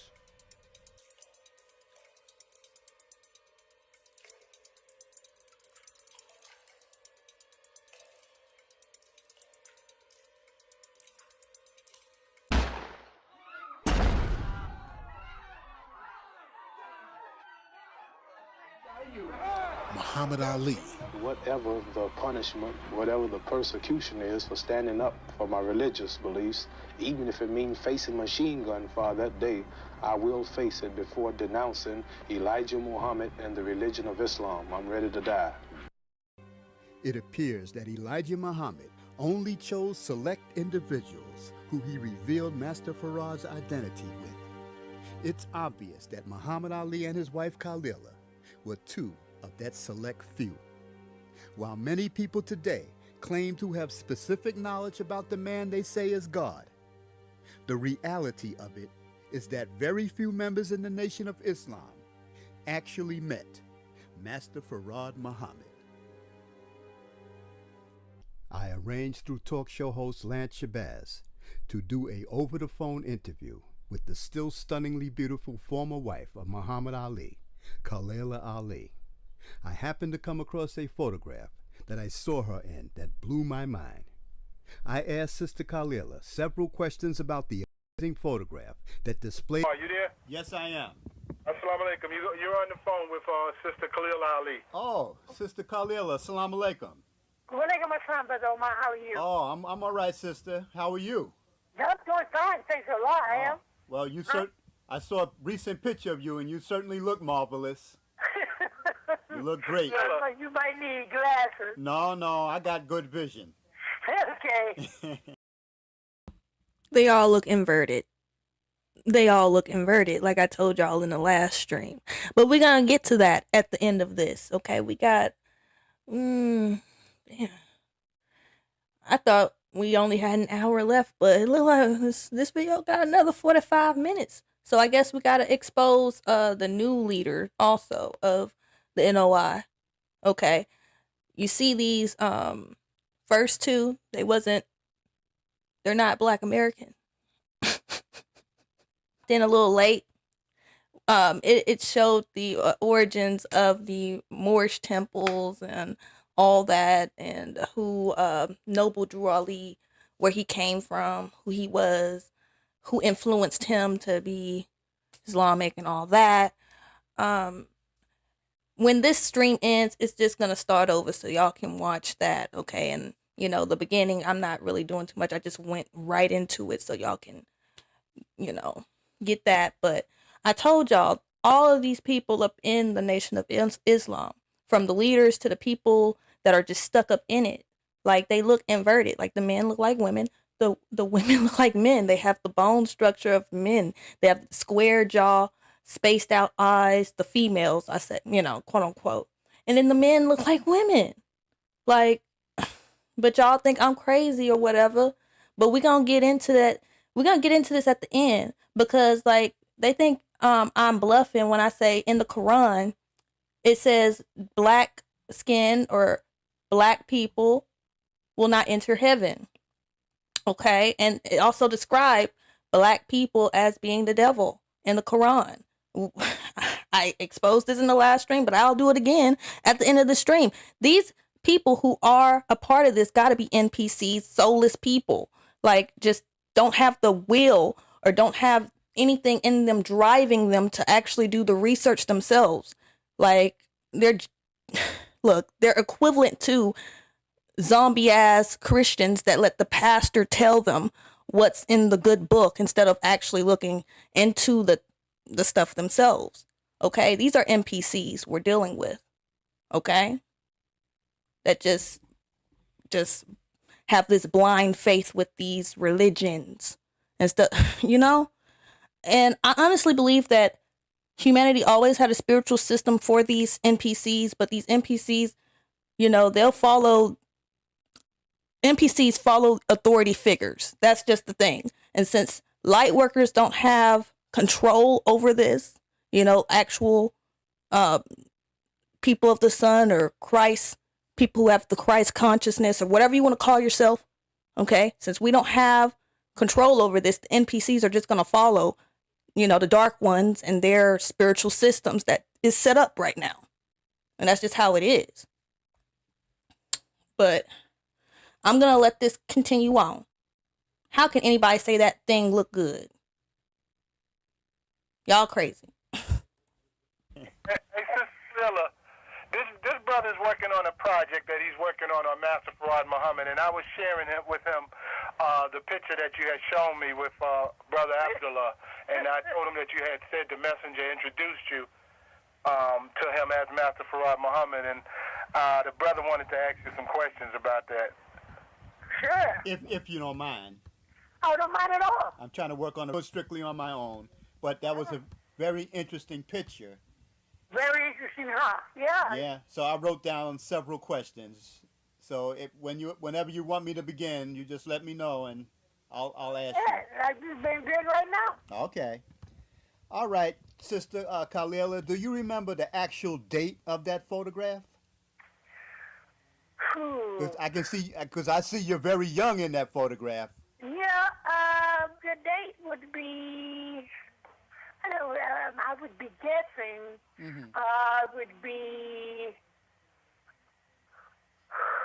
I was divorced from my at the time.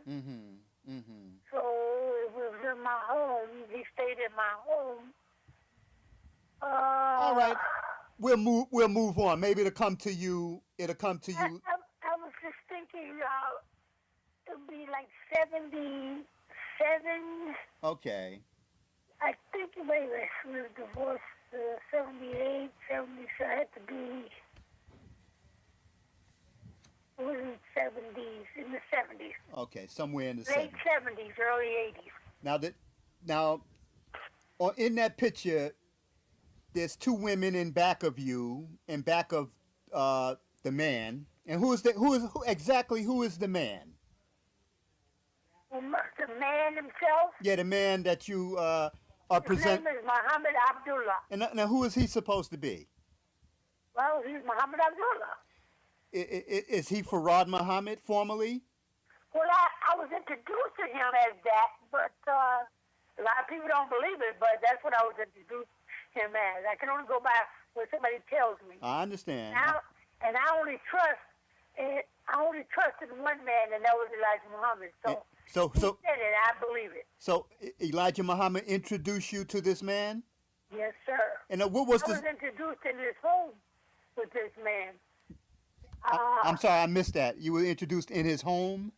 Yeah, I was introduced to him in Elijah Muhammad's home, not in my home. Okay, so he was at Elijah Muhammad's home. He was at his home. And Elijah Muhammad said to you, "This is Master Farad Muhammad?" That's what he said. Now, what was your reaction when he told you that? I was excited. I was elated, and I thought that was beautiful. But I wondered why his name was different when I saw him the second time. But I asked him why was it different. He said he changed it. He changed it? Yeah, he said he used his name then in America when he came here. That's what he used. And his real name was Muhammad Abdullah. What was your former husband Muhammad Ali with you at the time? No. Okay. I was divorced from Ali then. Oh, I see. Now. Before when I met him, I wasn't even married to Ali. You met him. I was younger when I first met him. When you first met Master Farad. He just looked older. He just looked older. So you met Master Farad on 2 occasions. When you were younger and sometime later. Yeah, but he adopted me as his granddaughter, so it wasn't like I met him a couple of times. I mean, he lived in my home. I went to his home, with his wife and his family. So those women in back of him in that photograph, who are those women? daughters. My daughter, Miriam, and my adopted daughter, Christine Gunasekara from Malaysia. Yes, near Muhammad Ali's firstborn. She's standing right over our grandfather. Oh, I thought those were two women from India. These are my daughters, man. They're the men from India. Those are my daughters. So one of the women is your daughter, Miriam. And the other one is the one I adopted and brought back from Malaysia. She was visiting me in Malaysia. See, I don't have the actual photograph in front of me right now. There was only two women that were pictures in the paper. Okay, now. Photo. Okay, what about the cake? What's the occasion for the cake? It was his birthday. It was his birthday. I made a cake. You made that cake? I made the cake. Let me ask you. Carrot. It was a carrot cake. It was carrot cake? Yep. I hear that. The traditional Muslim carrot cake. That's right. I hear you. Yes, sir. You actually hear him speak any other languages? Of course, my dear. No, not with me. No. No, not with you. Where would they be, sister? The photographs.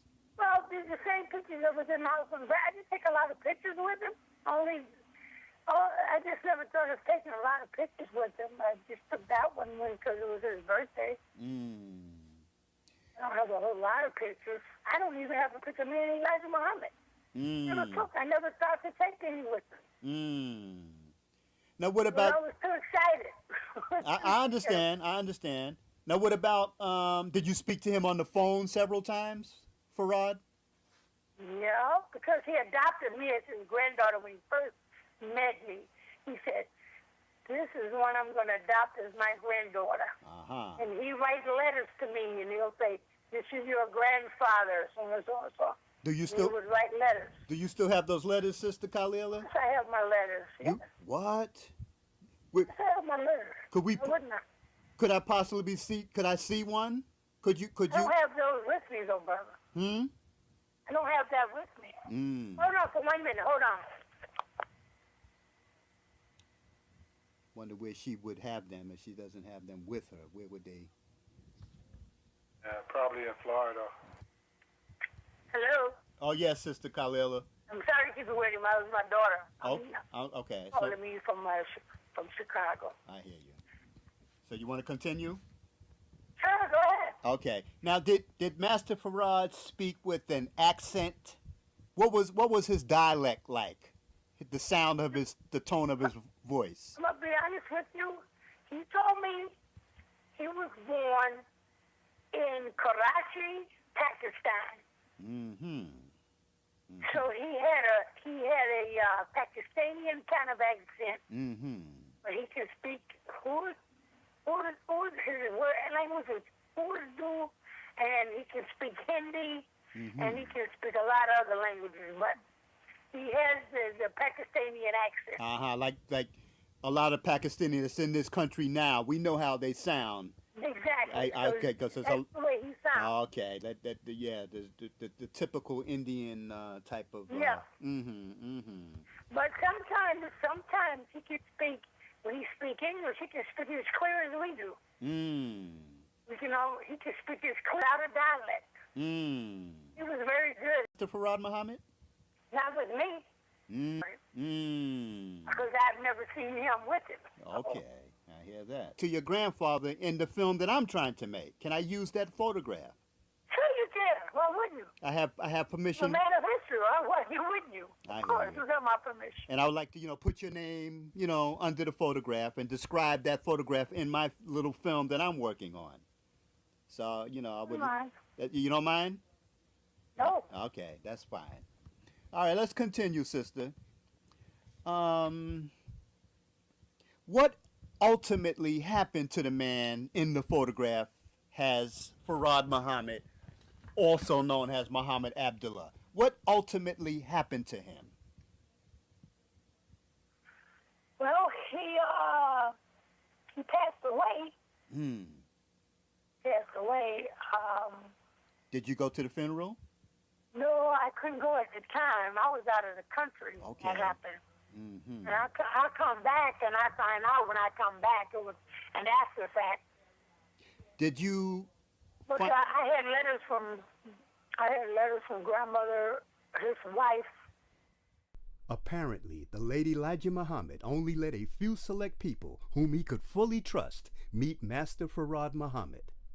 The late boxing champion Muhammad Ali was another person who was in constant contact with Master Farad as early as his first fight with Sonny Liston. Ali spoke to Farad on the phone on a daily basis. I'm great. I don't have a mark on my face. And I upset Sonny Liston, and I just turned 22 years old. I must be the greatest. I told the world I talk to God every day. If God's with me, can't nobody be against me. I shook up the world. I know God. I know the real God. I talk to God every day. If God's with me, can't nobody be against me. It is painful to think that Master Farad was watching from afar the escalating family feud between his once assistant, Elijah Muhammad, and Elijah's once faithful servant, Malcolm X. A family feud that led to one man's murder. If Master Farad truly had any power, perhaps he should have stepped in and prevented Malcolm's assassination by calling time out between the fighting men. To think that throughout all history's chaos that black people had to endure since Farad's supposed disappearance, Farad was right here in the United States all along. It's enough to send chills down one's spine. Some may argue that Farad did the best he could in raising the consciousness of black people to the evils of white America. Would there be a price to pay? By remaining silent and not acting as peacemaker, he could avoid the charge of being an accessory to murder and again put behind bars. Playing God can literally put you between a rock and a hard place. Barry Gothard, a journalist, became an aide to John V. Lindsay, mayor of New York, in 1965. As a member of the Lindsay administration, Barry's job was to keep City Hall aware of potential explosive situations before things blew up and got out of hand. 24 persons, most of them youngsters, were arrested today in the second day of rioting in Brooklyn over alleged school segregation. Some 300 Negro teenagers and youths ran wild through downtown Brooklyn, battling police, smashing windows, and terrorizing pedestrians. Historically, racial tensions between blacks and whites were a given. A former Nation of Islam member named Clarence 13X was a force to be reckoned with when he was kicked out of the Nation of Islam and formed his own secret society called the 5%ers. Clarence 13X, at the raise of his hand, could stop a riot of black youth or start one. The city of New York was concerned. It wasn't just the mayor of the city of New York who was worried. The same sentiment echoed throughout city halls in every major city in the United States, and wherever the majority of black folks resided in, usually a ghetto. To be brutally honest, every municipality coast to coast had black occupants that were treated like second-class citizens. Or to be more frank, black folks were being treated like 10-year-old horse manure by white people. Sure, this newly elected mayor didn't want to see his city go up in flames. Mayor Lindsay's main man in liaison, Barry Gothard, would get real close to the man who was once called Clarence 13X, whose new name was Allah, a man self-proclaimed to be God in the flesh. Allah was a heavy marijuana smoker and a habitual dice shooter, a bad combination for the role of black leader. When Allah was questioned about his bad habits, his response was like Rasputin, the mad monk, who practiced what he preached. Rasputin would say, in order to find repentance and salvation, one must sin first. What's the meaning of goodness if there's no badness to overcome? City Hall hired Clarence 13X. That raised the eyebrows of many, and his loyalty to the black struggle was questioned. Clarence 13X, who was born Clarence Smith Jowers, who would up his name to Allah and call himself God in the flesh. Did City Hall co-op him, recruit him, own him, control him? He was on city payroll at the time of his murder, and the list of suspects who murdered him is very long. One of Streetology's School of Hard Knocks phrases of surrender says, "You can't beat City Hall." Obviously, that coin was phrased by someone who worked there. The phrase is usually followed by another one that says, "If you can't beat 'em, join 'em." Many of Allah's followers didn't like his upgrade and payoff from City Hall. When push comes to shove, we all have to put on a suit and tie and compromise. That doesn't automatically mean that one's sold out.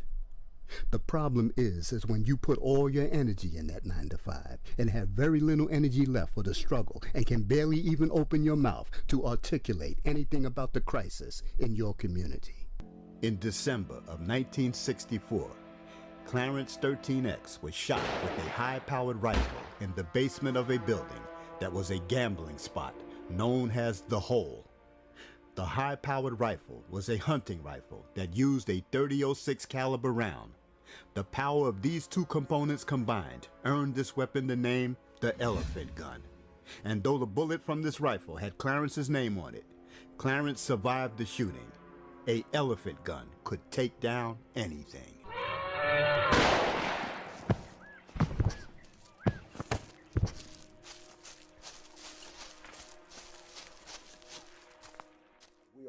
I always heard during that period in the early 60s that the father couldn't die, that he was invincible, and that and the major thing that happened that proved that is when he was shot in 64 and survived the shooting, and they said that he was shot by an elephant gun. So we believe that he had these super powers, these powers beyond imagination, and that even made us even more attracted to him. When it came to discipline, he didn't have it.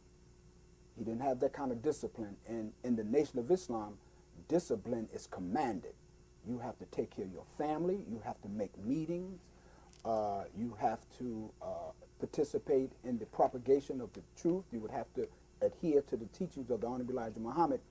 And Clarence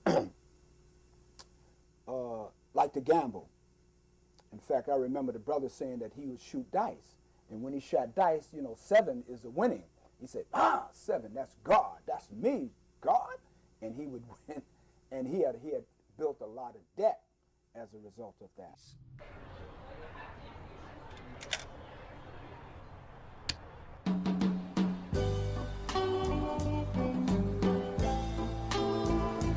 Good music on the jukebox always set the backdrop for the relaxing atmosphere. And it was a sin not to keep a pocket full of coins to help keep the 45 RPM records on heavy rotation. Clarence had no idea how extensively the FBI was monitoring his every move. The 3 main places he frequented was the Glamour Inn, the Urban League Street Academy, and the Wellsworth Bar, which were all situated on the same block. The planted electronic surveillance devices cut through a dense wall of sound that revealed Clarence's every move. They knew by listening where he had been, what he was currently doing, and what he would do next.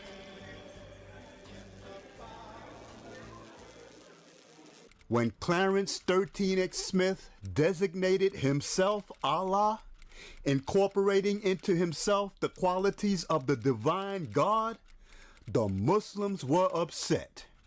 In one stroke, Elijah Muhammad, messenger of Allah, leader and teacher, was demoted to a follower. He had been shot in the chest in 1965 during a crap game. Allah was constantly gambling, and he was not a good loser. He kept himself surrounded by 5%ers, and when he lost, they would guerrilla the winners to get Allah's money back for him. Most people who gamble with Allah, sooner or later, had it in for him. He recovered from his wound and told people that henceforth, no one could kill him. He had been saved in order to lead his people. God brought me back to life to show his children the way, he said. And he had some, they said he smoked marijuana. And we smoked marijuana too, so we were his product. So we did what he did. Marijuana, the smoke of hell, devil's harvest.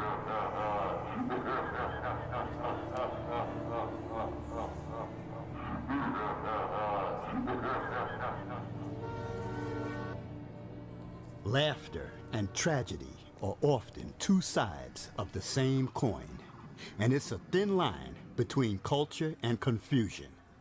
For a people forcibly removed from their homeland and winging it without an instruction manual, the use of marijuana for recreational purposes did not help an already lost people's navigation through hostile territory.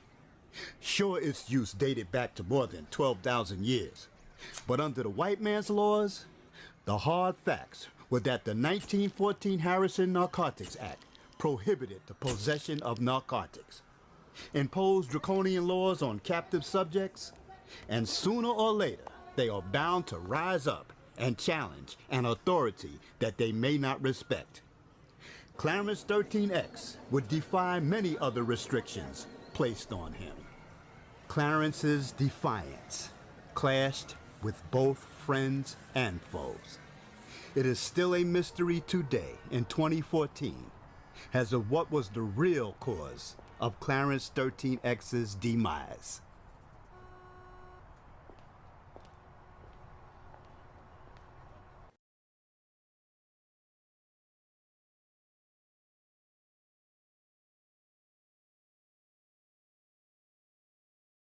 Unfortunately, no one gets to hear the father's voice, except for one poorly recorded interview with him that doesn't point out his philosophy.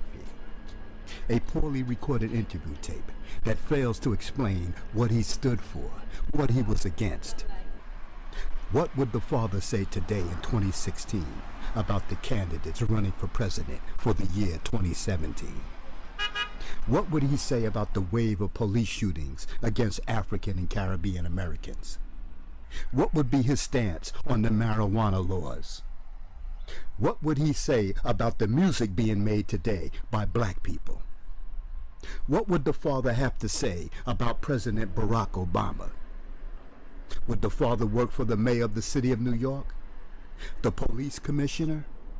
These two men have achieved incredible feats against all odds, becoming leaders of legendary status. Their names are Imam W. Dean Muhammad and Minister Louis Farrakhan. You can't go before the world strutting blackness. You have to go before the world displaying wisdom and righteousness. I know that America needs leadership. And I'm going to make my contribution.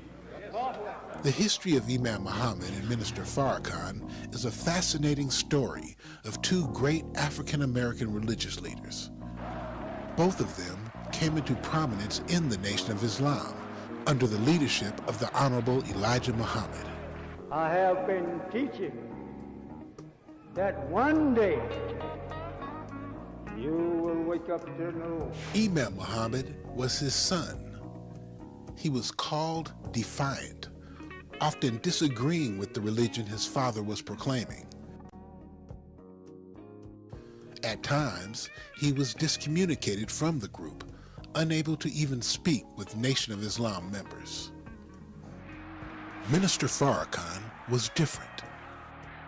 He was Elijah Muhammad's greatest student.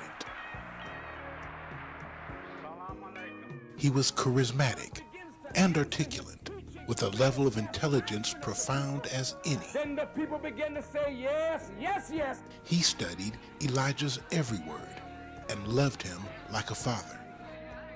In 1975, when the Honorable Elijah Muhammad passed away, it was Muhammad who was elected to leadership of the Nation of Islam. he immediately began making changes to bring all Nation of Islam members in accordance with mainstream Islamic beliefs. He changed the name of the group to the World Community of Al-Islam in the West and began teaching the tenets of Al-Islam.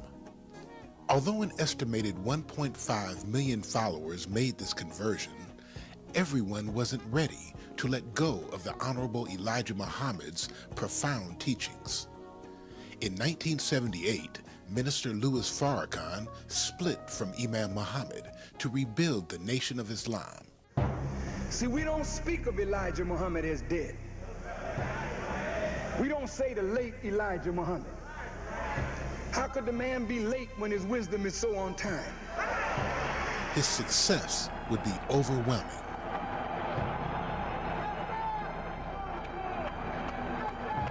In the name of Allah. For years, these two great Muslim leaders would be divided. Muslims believe in the oneness of God, the oneness of society. Each in stark contrast to the other. That kills our grandmothers, kills our babies, shoots us down. Still, they shared a common thread. We are raised up to show the world what righteousness looked like. Yes, sir. A bond that could never be separated, no matter the differences, no matter the time. In February 2002, these two great leaders came together in Los Angeles, California. Fittingly, it would be at Juma prayer during Savior's Day weekend.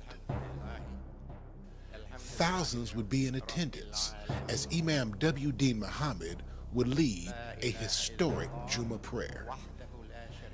The two leaders would join in Salat,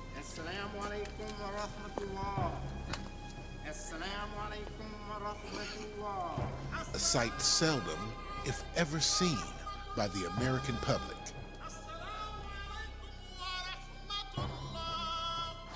Following the service, each of these leaders would address those in attendance, showing a powerful display of respect and solidarity.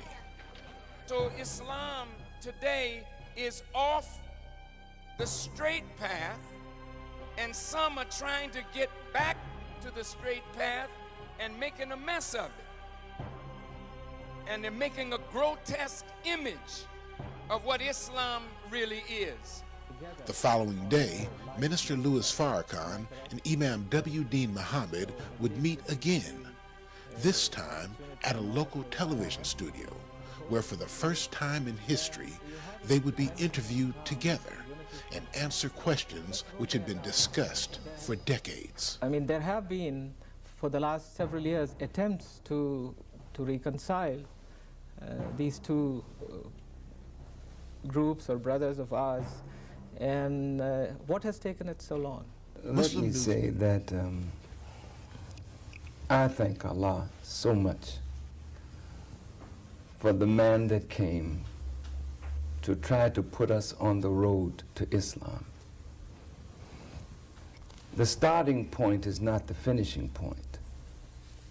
The starting point is letting us know that we have a journey.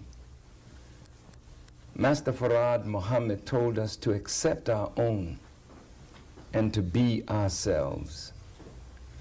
We know that he, a human being born February 26, 1877, is not the originator of the heavens and the earth, but the good that we gained from his 3 years and 4 months among us was that he raised from among us a man that would get us started in a process that even though the Islamic world would have liked to have helped us, and many Muslims came to try to help us, they didn't have the right methodology and approach for the condition that we were in. Farad Muhammad developed a methodology, strange as it seems, unorthodox as it seems, even poisonous as it may seem, yet it was a prescription that started bringing balance to the system, and that we would evolve from a nationalistic, black thinking people into the universal message of Islam.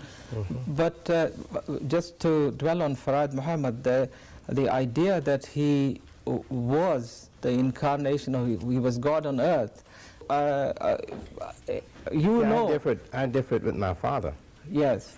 And I didn't want to differ with him. Yes. In fact, I never differed with him directly. I was told, he was told that someone heard me saying something different. So he called me to question me about it.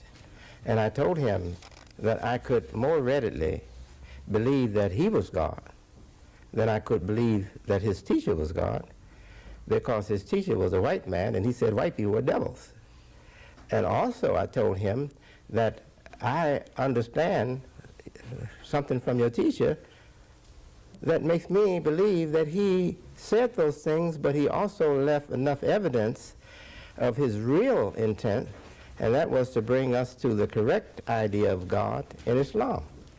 For example, my mother, when I was leaving the home one day, after my father had insisted that I accept God the way he presented God, or I was going to be cut off from all communication. He told me he knew it would hurt me to know that I wouldn't be able to see my mother. He said, you won't be able to talk to your mother or see her. So I didn't change. And as I was leaving, my mother was hurt, and it hurt me to see her hurting like that. She said she walked me to the door, which she didn't do. That was normal for her. When my father excused you. And she stood on the porch at the door, and she said, Wallace, why don't you go back there and accept this? Just say you believe. I said, Mama, tell me what Mr. Farad told you all. I said, did he tell you he was God? And she looked like her face went blank, and looked like she didn't know what to say. And a few seconds she said, no, he did not. So in fact, he told us to not even call him prophet. Said that was too big a title for him. Then I said to my mother, how can you ask your son now to accept a man as God who told you prophet was too big a title for him?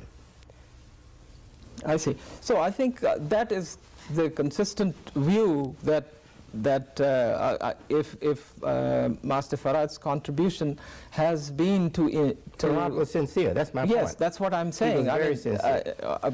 Any Orthodox Muslim out of the 1.2 billion will readily accept that.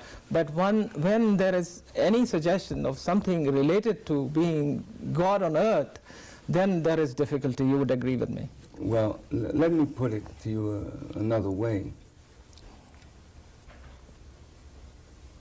That man, Adam, was to be Allah's vicegerent.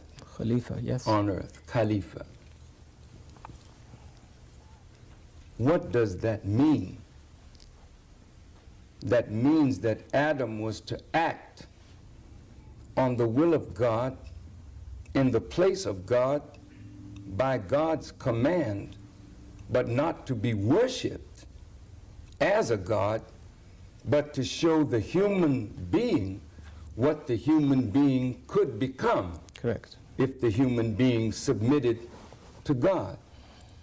He ordered the angels to bow down to this man that he made and fashioned from, in one part of the Quran, black mud into shape, and from another part, from dust. And he ordered the angels to bow down to Adam. All of this is subject to interpretation. And it is interpretation that gives Muslims these points that create division. And I think now that we in the Nation of Islam have accepted Prophet Muhammad, peace be upon him, and we recognize when we were taught to pray, every morning our prayer was, Surely I have turned myself to thee, O Allah, to him who originated the heavens and the earth. And I am not of the polytheists. That was our prayer. Yes. At some point, we would come into a greater understanding of that. And I would say that we are like children who don't really know God, but know him through a mom and a dad. But as we mature, we see our mother and our father in perspective.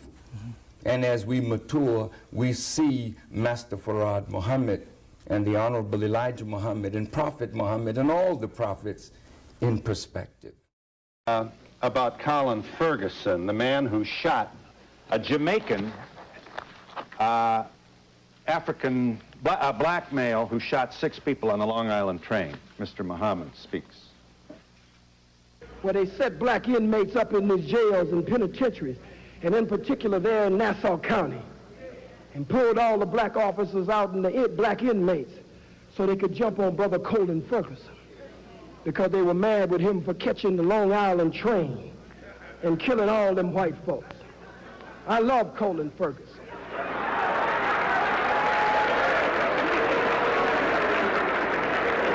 I have no official position, so I can say I love him. You love a man who randomly killed 6 people on a commuter train? I love Colin Ferguson just as much as the masses of white Americans love General Schwarzkopf, General Westmoreland, General Patton, General MacArthur, and Eisenhower. America awards her killers, and they get ribbons and stripes and bars. I'm sensitive to the pain and suffering of the loss of life on that train, but I'm one of the rebellious slaves. And so when black people stand up out of pain and suffering and frustration, I understand after 500 years. You also, you talk about the response of some African Americans to, for example, the book which attempts to prove that the Jews are involved in the slave trade. I'd be happy to let them see that. You talk about when white folks can't defeat you, you said in your speech at Kane, they'll always find some Negro, some boot-licking, butt-licking, buck-dancing, bamboozle, half-baked, half-fried, sissified, punkified, pasteurized, homogenized nigger that they can trot out in front of you. I would Candace Owens. ask you, Mr. Muhammad, is Jesse Jackson a boot-licking, homogenized nigger? To the best of his ability, I believe he tries every day to do that. Here you are mocking Jesse Jackson at a speech, I believe this is Howard University. Roll the tape. Oh, boot-licking, buck-dancing, scratching, shuffling, messy Jesse Jackson, who keep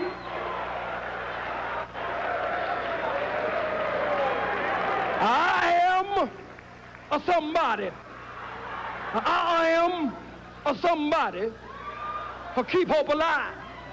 I am a somebody. I don't rightly know who the hell I am, but I am somebody. Here is just one of the comments that provoked the Anti-Defamation League to take out a full-page ad in the New York Times and other newspapers. What the ADL did essentially was publish in the New York Times some of the things that you said. Here's a part, this is an audio tape, of part of your speech to Kane College last November that created such furor. Khalid Muhammad speaking.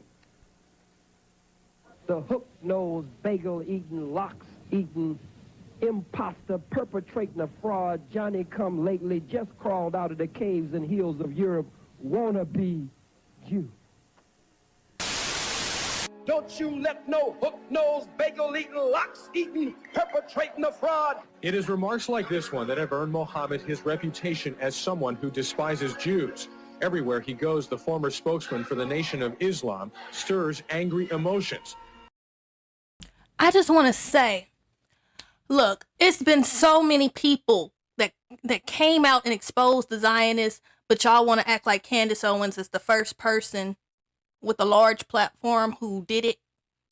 And y'all are falling for the okie doke because this is a part of Candace Owens' script, okay? Candace Owens' character. Candace Owens has been selected to most likely be the first Republican president. Probably not this upcoming election, maybe the next one. Who knows? They might surprise us. But I have exposed this in some videos that I have uploaded on my YouTube. I exposed Candace. Candace is just playing a role on the world stage. You can't call Candace a free thinker and Candace is a Christian. Okay? And then it looks like her husband is a part of work for MI6, the British intelligence agency. Okay? This person is not even married to an American, was born in the most liberal states, was raised in another liberal state, but y'all trust it because they call Connecticut the Constitution state. Y'all, niggas who are falling for this really ain't shit.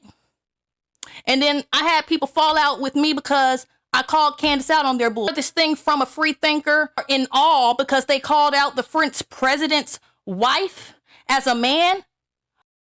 Society gotta be retarded if you couldn't see that. Up next to what I've been doing, exposing celebrities as genetic hermaphrodites, which is a totally different. I want to compare my talking points, fucking regurgitator who read books and regurgitate, and y'all call that intelligence. That's the furthest thing from intelligence, and y'all really ain't shit out here. I'm sorry. And y'all get, and it's the truth. None of y'all are woke.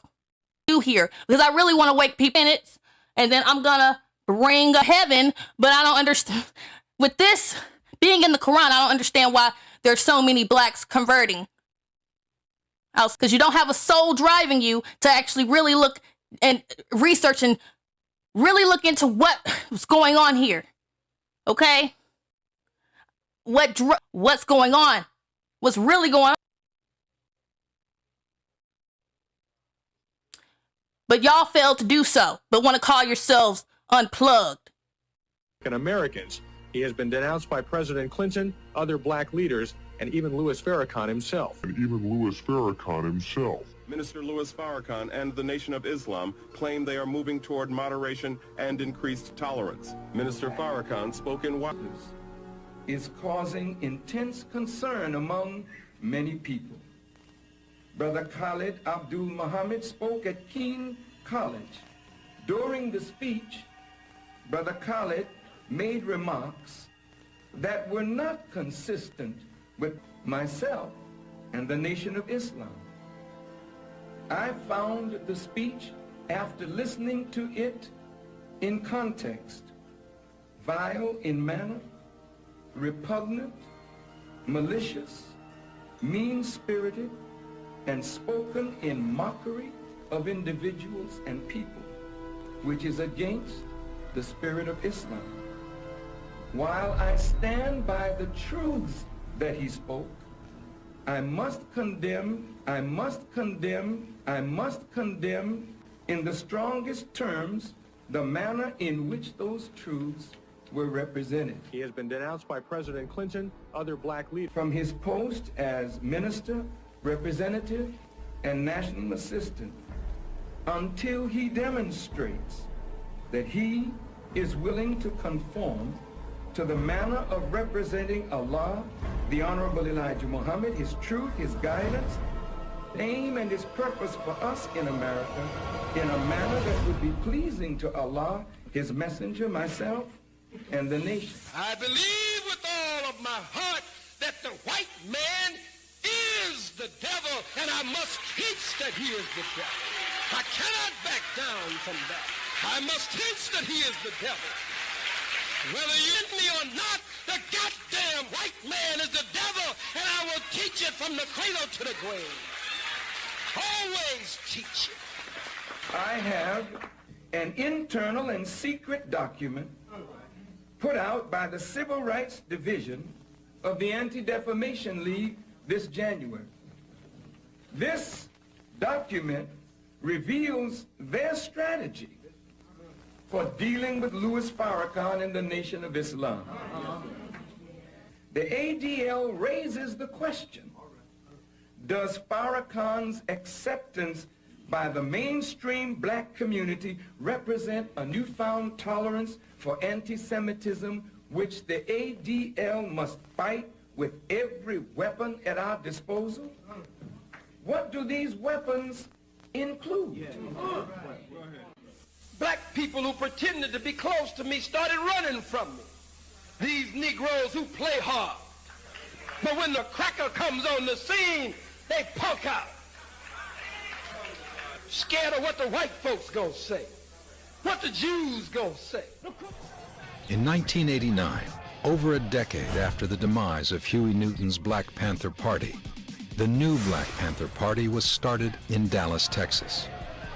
A local radio talk show producer resurrected the name and gathered a group of blacks who took up shotguns and marched against a school board official who used a racial slur against black students.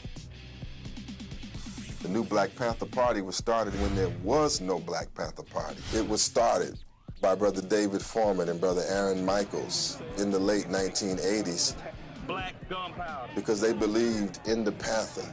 They believed that the struggle that Huey Newton and Bobby Seale, who founded the Black Panther Party in the 1960s, should be continued, and that the spirit of liberation, the spirit of revolution, and the program of self-defense and community development should live on.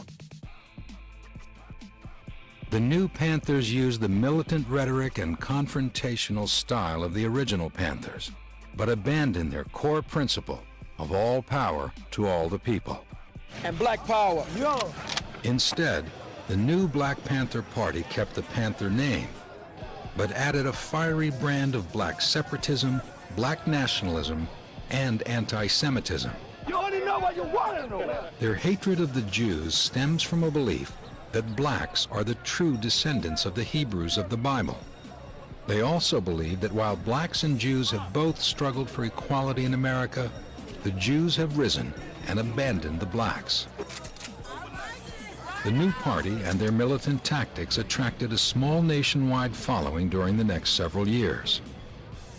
In the beginning, New Black Panther Party held a youth rally, and they invited Tom Metzger, who's the head of the White Aryan Resistance, and they both agreed, the white supremacists and the black supremacists agreed that they should be separate and live their own lives. Militant and at times hate-filled language has been a core component of the new Black Panther Party since its beginnings. But the rhetoric intensified under Dr. Khalid Muhammad, who became the group's de facto leader in 1998. And black power. When the new Black Panther Party teamed up with Khalid Abdul Muhammad, who was a former NOI spokesperson, the hardcore anti-Semitism and racism really became part of what was attractive to a lot of people about the new Black Panther Party. Khalid was the national spokesman for the nation's leader, Minister Louis Farrakhan. His outspoken rhetoric made him a hero to some young members of the NOI. Khalid Muhammad was a firebrand. He was charismatic, he was powerful, he resonated with young black people, he resonated with the hip-hop generation. He was a force to be reckoned with in many ways outside of the Nation of Islam. I say to the Jewish people. The Nation of Islam, a religious organization, was founded in 1930 and claims to promote Islamic beliefs and black pride.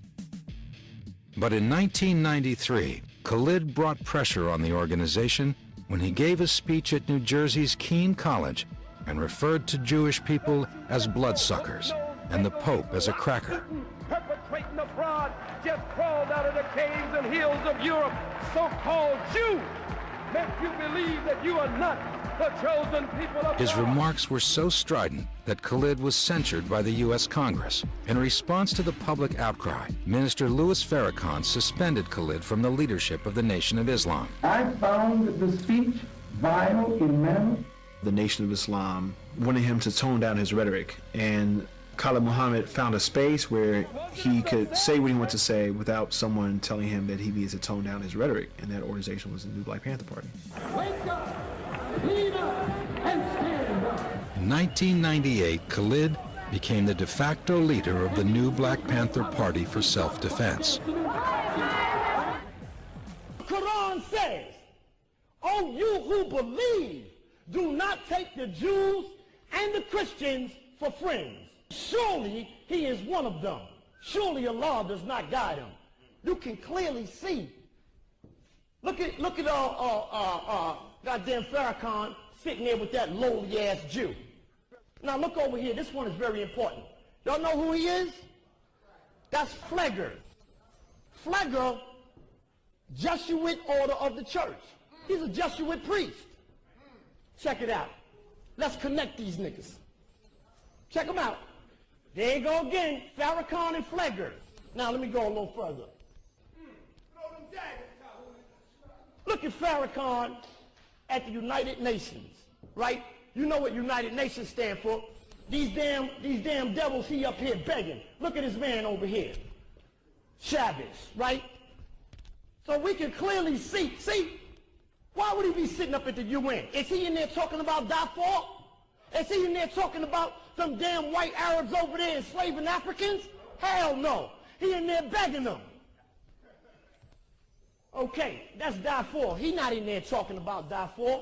Let's go on. Right here. Never again. A new pledge for the Jewish community. The Quran clearly says, whoever takes the Christians and Jews for a friend is an abomination. The Quran says. Look at Farrakhan sitting there, goddamn puppet to these damn Jews. Look at him. There you go again with these goddamn Jews. Take a look. I'm not making this shit up. He's in bed with the Jews.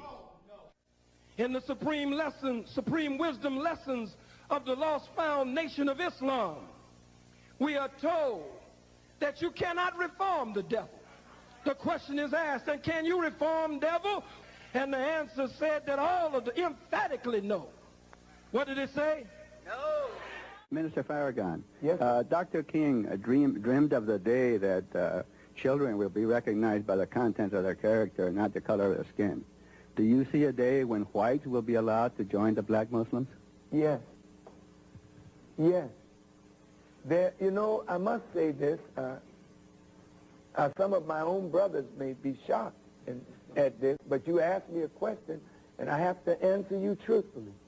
If you look at the message of Jesus, it started first very narrowly among the lost sheep.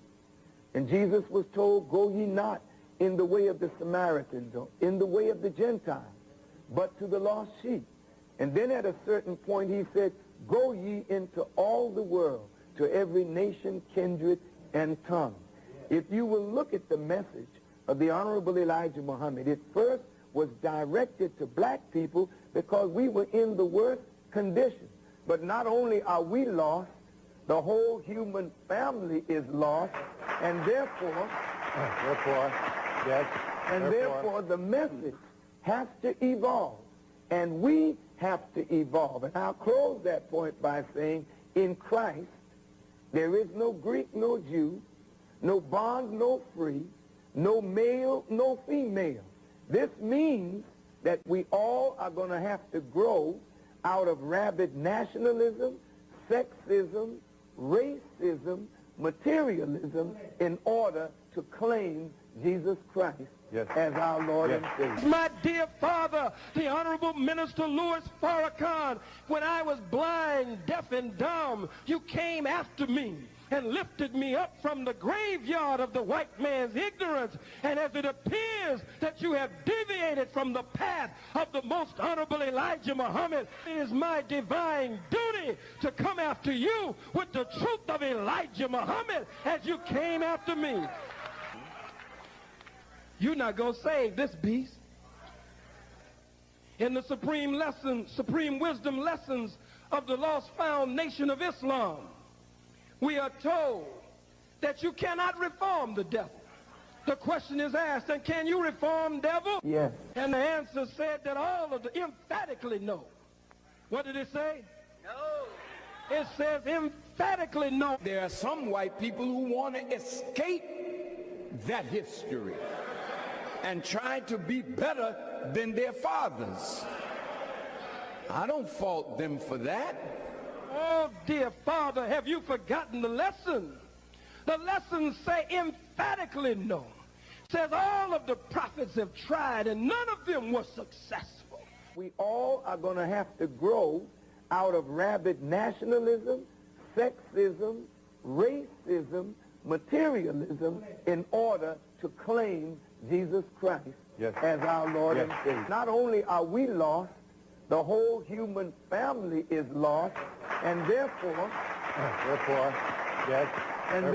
the message has to evolve, and we have to evolve. And there are some white people who want to escape that history and try to be better than their fathers. I don't fault them for that. Who do you think you are that God has come to destroy this goddamn bastard, and you will get in the way to try to save this bastard? Yes. Hell no. Hell no. You get in the way of God's wrath. Why wouldn't Jesus and Muhammad be honored with this multiracial presentation? Hell no. Hell no. If you notice, Phil, Muhammad started among Arabs. And then the message spread into Africa, and then into Europe, and then into Asia. So if you look at the world of Islam, it is not a world that is just black.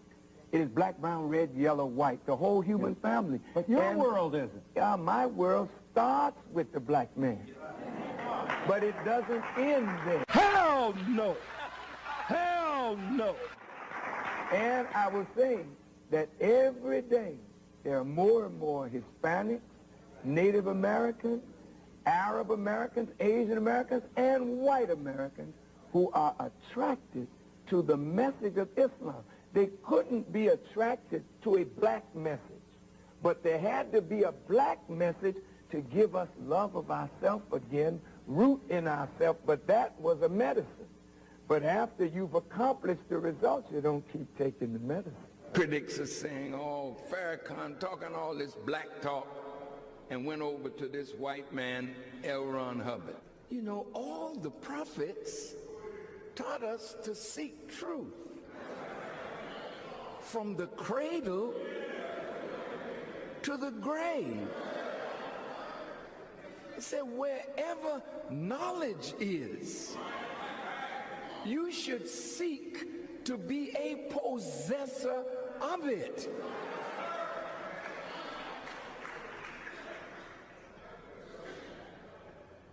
You know, some of you went to school.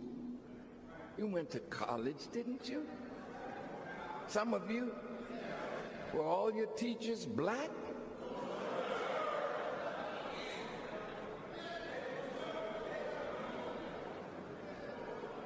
You didn't go there to join their race or their ethnic group, or to condemn them for being white or Asian or Hispanic or black. Therefore, the message has to evolve, and we have to evolve. Islam is magnificent. It's beautiful. We search the scriptures, as you will see and hear today, and we come up with wonderful teachings from the Honorable Elijah Muhammad, and God himself has guided us.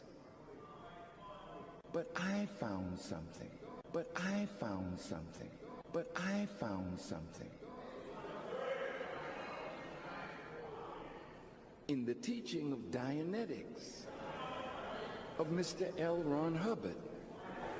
The characteristics of the white man is evil. He was made like that through nature, now we say. Naturally, he was made like that. And I thank God. He's gone on now. So if he was a racist, that's in the ground.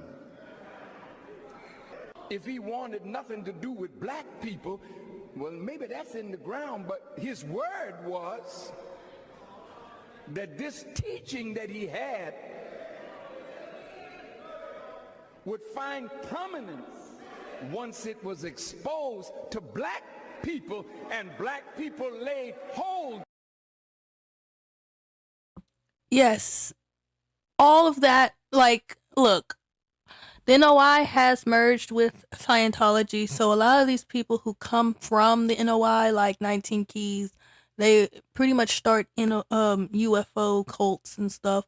And this attracts the young, the young ones, like fresh out of high school, who all just mindlessly believe the things they're taught, okay, about our world. Most people still believe they're on a spinning ball, we evolved from primates, stuff like that.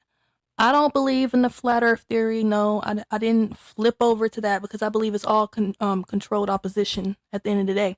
I believe we're living within something totally different. I explain my beliefs within my videos on YouTube. I have over 300 freaking videos explaining what the fuck I believe, but as soon as you say you don't believe in globe earth, retards just flip over and say, oh, you believe in flat earth? You believe we're 2D creatures? No, stupid. I believe we've been lied to, and I believe you need to start looking deeper into shit and know there's other theories about what we are and what we're supposed to be doing here, and just open your eyes. That's all I'm asking. Okay? Yes, a lot of these creeps convert to Islam because they know they can get teenage girls. This is still a practice that is done in the Middle East. This is why a lot of women flee the Middle East and come to America, so they don't have to marry their 64-year-old uncle. Arranged marriages still go on over there too. But y'all are ignorant and y'all think America is the center of the world. So y'all don't think about the culture over there, where this religion come from, what they practice. And, a lot of these leaders over here, especially in the NOI, which was revealed in this documentary, they impregnated teenage girls during their reign, leadership over the Nation of Islam. Honorable Elijah Muhammad impregnated so many teenage girls, and y'all think it's cool.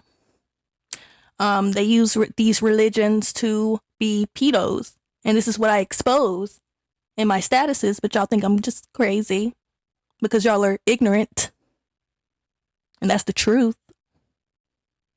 But I'm just gonna let this play out.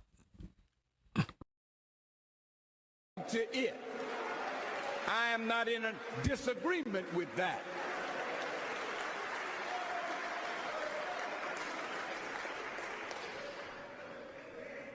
We are now inclusive of all members of the human family, but it started with the black man of America and woman who are in the worst condition of human beings. So you have white America in your organization? Some, yes.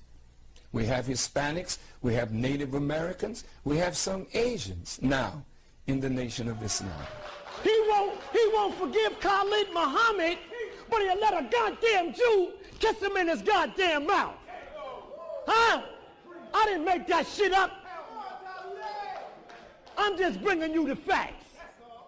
Hell no, I will never go along with it. Hell no, I will never go along with it.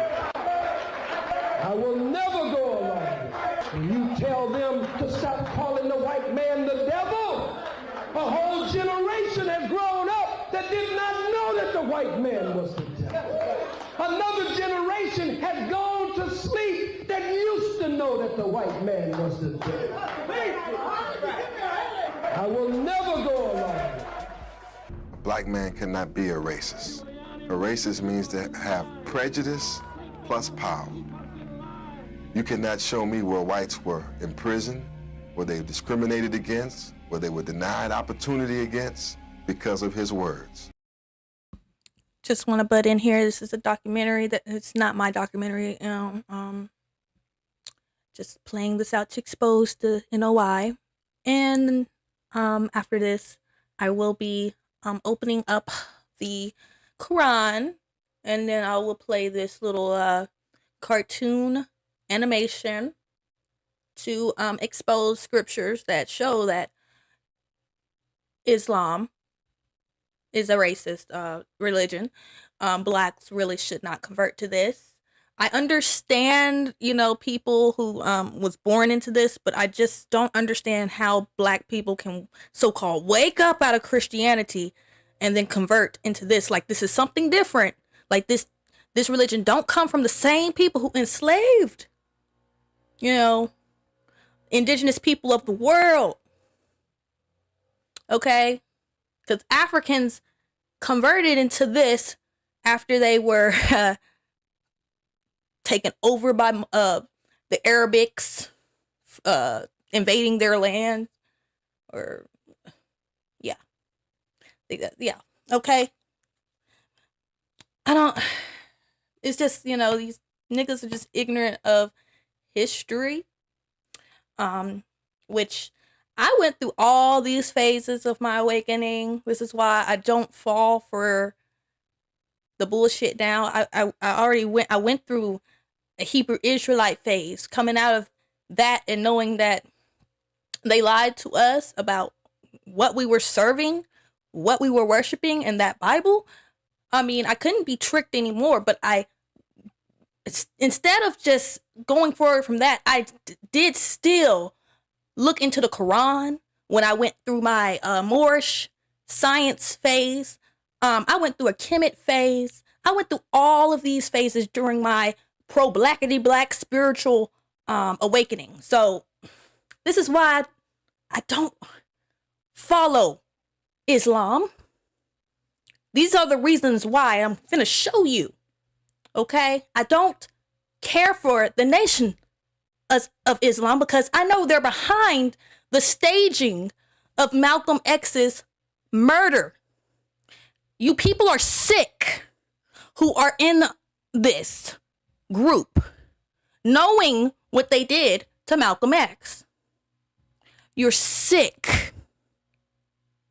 And I see through you.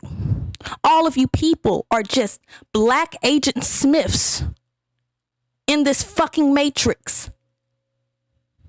You're here to gatekeep and police our people and keep us mental slaves. Once you hop out of Christianity, here comes these Nation of Islam freaks ready to convert you to Islam.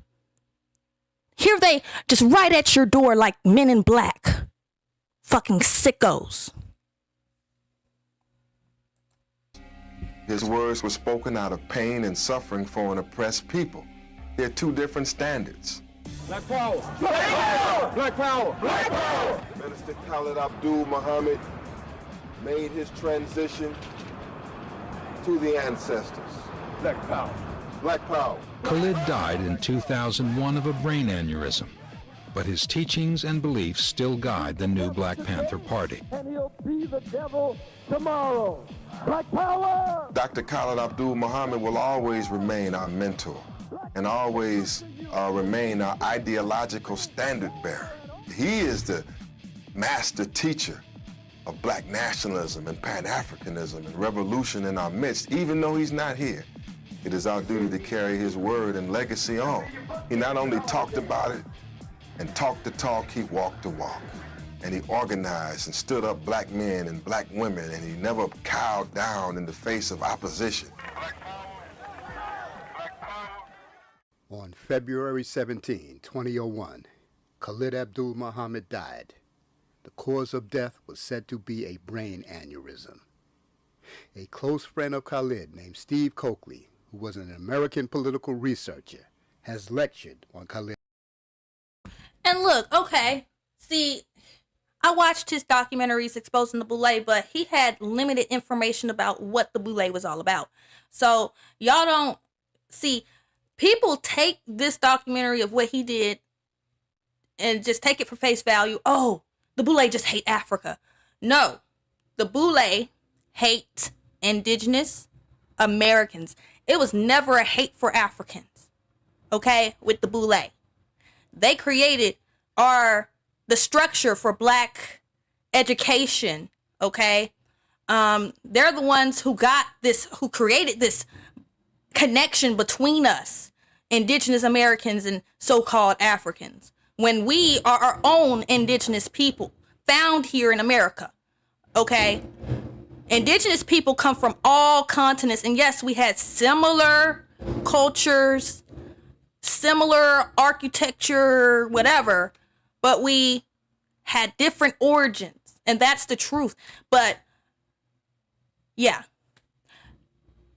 I broke down who the Boule was, what they did. There's so many videos I did on my YouTube channel. Y'all need to go check out about the Boule, the truth about the Boule. Okay. He only had limited information. When he created his documentaries, this was like before the internet. Okay. So y'all got to understand this.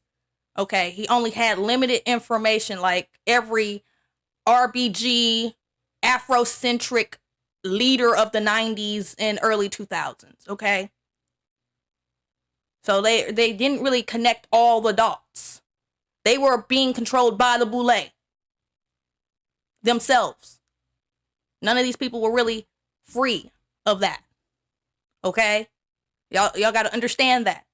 Yes, I do still honor all of these great researchers before me, like Phil Valentine. I still mess with him. I still F's with him, like his message and stuff like that. I still listen to Phil Valentine because he grew, with his knowledge. And I don't like using the word evolve because I really wish we could get away from that word, because y'all still stuck on that, oh, we evolved from primate shit, and that shit is disgusting. We're not primates. We're not monkeys.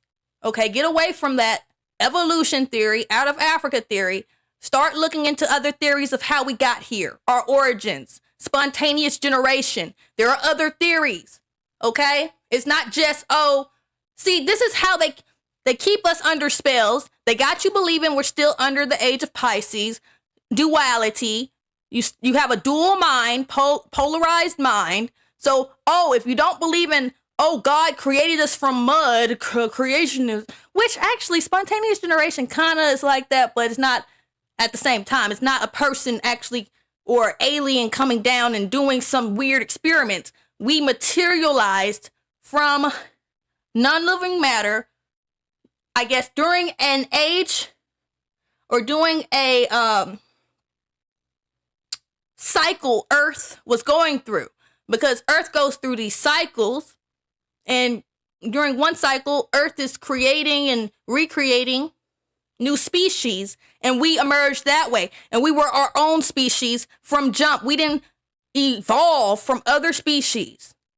Okay, that is just ridiculous that people just sit here and think they're a fucking monkey. I think those who really believe that deep down in their soul, they probably do have animal DNA inside of them, but it's not from natural means, because the elites had this technology to gene splice or clone people and add animal DNA to their genome. And that's what's been going on.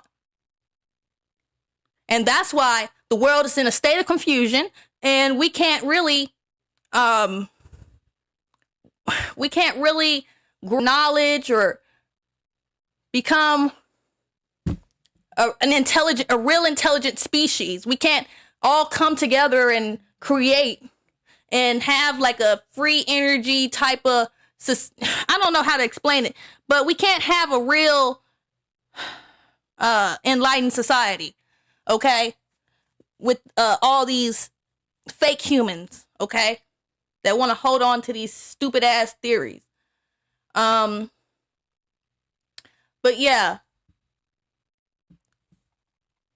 understand, when you find videos exposing the Boule, you're only gonna find Steve Coakley's version. Like, they hide all the other Boule videos that expose them to the fullest, like how celebrities are a part of this and they're a part of other secret societies and stuff like that. Like It's not just Freemasonry. It's a lot of other secret societies.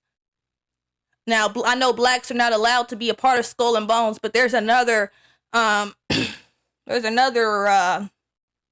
organization that's out. I can't remember the name right now, but for example, there's the Oculus Society that nobody knows about, but a lot of astronauts are a part of this, and the Oculus Society comes from Germany. It's a secret society. Some people think that's what the Illuminati emerged into, because they think just because the Illuminati is not in, they're not they're not meeting anymore. It's not like there's not another. They're not doing it. They're not operating under another name or still meeting up and stuff like that. I believe the Illuminati, yes, they disbanded, but they like pretty much merged into something else and created. There's a new name for them, okay? And look into the Oculus Society. There's the Odd Fellows, okay? And Odd Fellows been operating since the early 1900s. This was a secret society to help orphans find homes, black orphans, okay? Find homes, just like the white orphans that come from these orphan trains. Mystery where these orphans come from, but there's this theory that cloning has been going on since the 1800s and probably longer than that. But there's the Odd Fellows, okay? And there's others, okay? But people are stuck on the Freemasons, which I think they use Freemasons as scapegoats. There's other secret societies that y'all need to look into. But yeah, it's only 7 minutes left. I'm gonna let this finish playing out, and then we're gonna go to the Quran, and I'm gonna show you all the scriptures that show you that black people will not enter into Muslim heaven, and it's just idiotic that there are black people converting to Islam instead of just throwing away all these Abrahamic religions altogether. And no, we're not Jews, okay? We're not the children of the God of this world, because the God of this world is Satan. So why do you want to be the children of the God of this world? Why do you want to be the children of the God of this world if God is Satan? You idiots. Let them take that title. I believe the Jews are who they are. They are the children of Satan. And we shouldn't be taking their title, you dummies. Muhammad's sudden death, and concluded that foul play was involved. Could Steve Coakley prove it? It's not what you know, it's what you can prove. Word on the street is that Steve Coakley could indeed prove his claims about Khalid Muhammad's demise, but Steve Coakley's life was threatened if he continued to lecture on Khalid Muhammad's death that Coakley said was murder. It's not what you know, it's what you can prove. I, Omar Shabazz, went to Khalid Muhammad's wake at the Unity Funeral Home in Harlem, New York. And when I walked up to Khalid Muhammad's open casket, I didn't want to believe my eyes. What I saw sent chills down my spine. It was apparent that the undertaker of the funeral home could do nothing on earth to get off the fixed, sardonic grimace of horror and pain that was locked on Khalid Muhammad's face. As I stared down at it, it was as if someone wanted to send a message to say, look. Left the funeral home, I asked others if they agreed on what I saw, and they all agreed. A week later, when I returned to Harlem, I spotted on the street Queen Mother Dr. Dolores Blakely, who I saw seated inside the funeral home, seated close to Dr. Khalid's coffin, the day I attended the wake. She too agreed on what I mentioned to her about Khalid's bizarre appearance.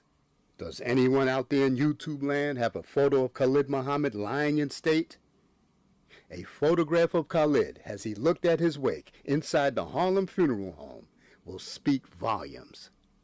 It's said that a picture can speak 1,000 words. We need to see a picture of Khalid Muhammad.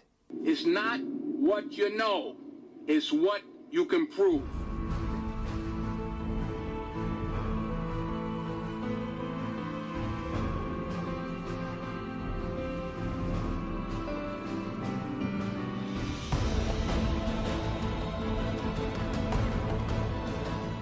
Assassination Science, Acoustic Evidence.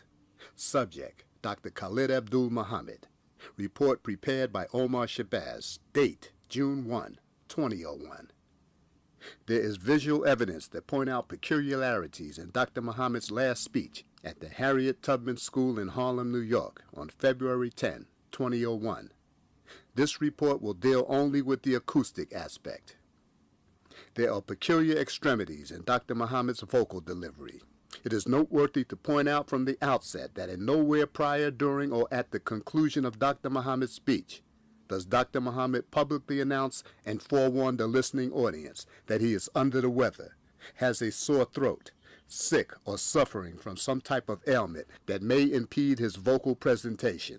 Historically, most speakers and orators who speak before an audience normally and usually forewarn the audience in advance if he or she is having problems with their pipes. This happens with singers also, often preparing the audience in advance in case they hit a bad note. Dr. Khalid only asked the audience to excuse him twice midway through his speech, not at the outset, nor at the conclusion of the speech.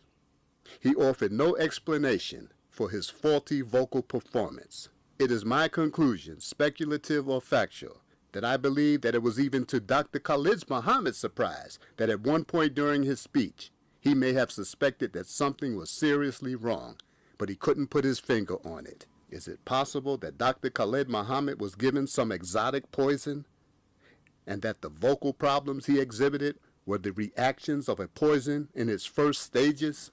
I have seen and heard Dr. Khalid Muhammad numerous times, and not once did I ever hear his uniquely strong voice crack or strain under any circumstances.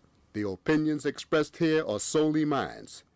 You will have to draw your own conclusion after hearing this presentation of acoustic evidence. Omar Shabazz. While Dr. Khalid Muhammad is speaking, observe these vocal anomalies in Dr. Khalid Muhammad's voice. Raspiness, tonal shifts, dynamic suppression, dry fuzziness, octave limitations, tonal shifts from soprano, alto to tenor, changes in pitch, closing of his vocal cords, sniffing, coughing, voice quivers, bad notes, voice changes, restricted vocals, dry notes, distorted sounds, gruff sounds, wavering of the vocal cords, nasal sniffs, voice crack-ups, dry coughs, collapsed vocal cords.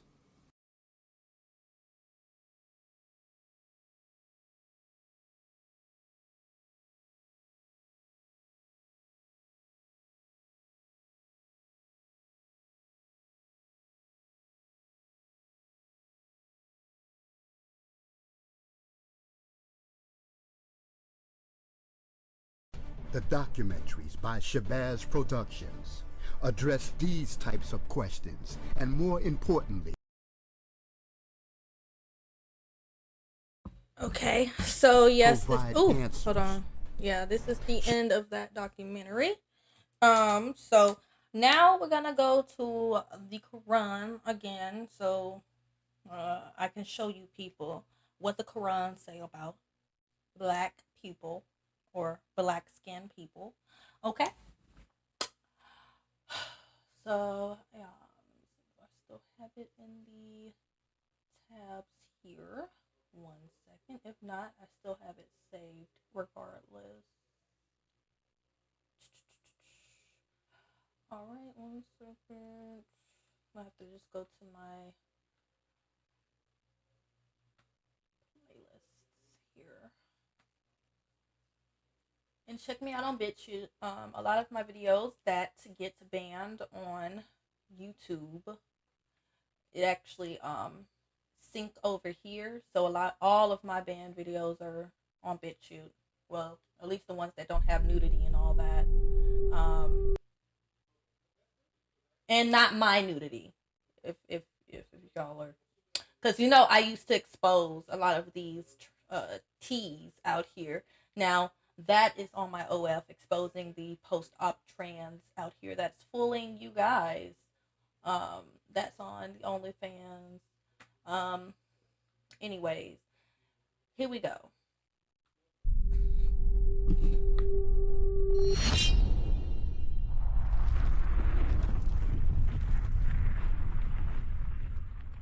In order to make Islam appear attractive to black people, some Muslims say that the Prophet Muhammad was black. Even Allah was claimed to be black as well. What? Allah is also black? Let's hear what a Muslim said to Malcolm X in this movie. I tried to act like... I'm telling you God's words, not no hustle. And I'm going to tell you, God is black. God is black. Allah is black, Prophet Muhammad is black, Islam is the religion of the Africans. Islam abolished slavery, freed slaves, elevates women, eliminates discrimination. But actually, there is no evidence of that statement. As a matter of facts, based on Islamic literatures, Prophet Muhammad enslaved people, owned and sold slaves, including several black slaves. It's a pleasure doing business with you, O Rasulullah. He was neither black nor African. The Islamic traditions emphasize how white his skin was. Sahih Bukhari 1, number 367. He uncovered his thigh and I saw the whiteness of the thigh of the Prophet. Sunan Abu Dawud, volume 20, number 3200. I still seem to see the whiteness of the forearms of the Apostle of Allah. Sahih Bukhari, volume 2, book 17, hadith number 122. And a white person, Muhammad, who is requested to pray for rain. Muhammad was not a white Caucasian, but an Arab man with a relatively fair complexion than most Arabs around him. Yes, do you not realize the Arabs were of a fair complexion? Those were the people who invaded Africa and converted a lot of Africans to be a Muslim. That's why a lot of North and East Africans are Muslim today, if y'all are not aware of the history before Christ, after Christ. But y'all don't study world history, that's the problem. Oh, goodness. Oh, y'all don't study. Oh, oi. Oi, vey. Oi, vey. Oi, vey. Y'all don't study the world history. Oh. Okay, let me stop. I'm sorry. This is y'all try to play me, but I've been in this 10 years now. Okay, this is why I'm off of all that Abrahamic religion. Okay, you cannot be a free thinker under these religions as a indigenous brown skinned person, Afro haired indigenous person. So why y'all playing this game? Y'all saying that, oh, a regurgitator like Candace Owens is an intelligent person and they are Christian, married to a British man? That's what y'all want to follow? I see a lot of these so-called L-Bays sharing Candace Owens. Y'all are slaves. Y'all are fucking characters on this damn world stage. And that's what y'all are. Oh, just because Candace said something about a Jew. And that's part of her script too. Why do Candace still got the Daily Wire banner on their Twitter if they're fired? Candace is not intelligent enough to make their own Twitter banner, YouTube banner. Why isn't Candace using their YouTube platform?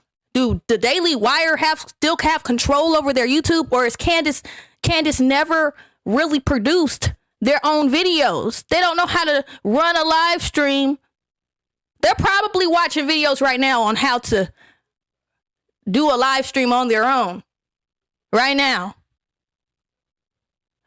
While I produced over 300 videos right now, and I'm trying to give y'all the best quality I can with a broken laptop screen and my fucking iPhone.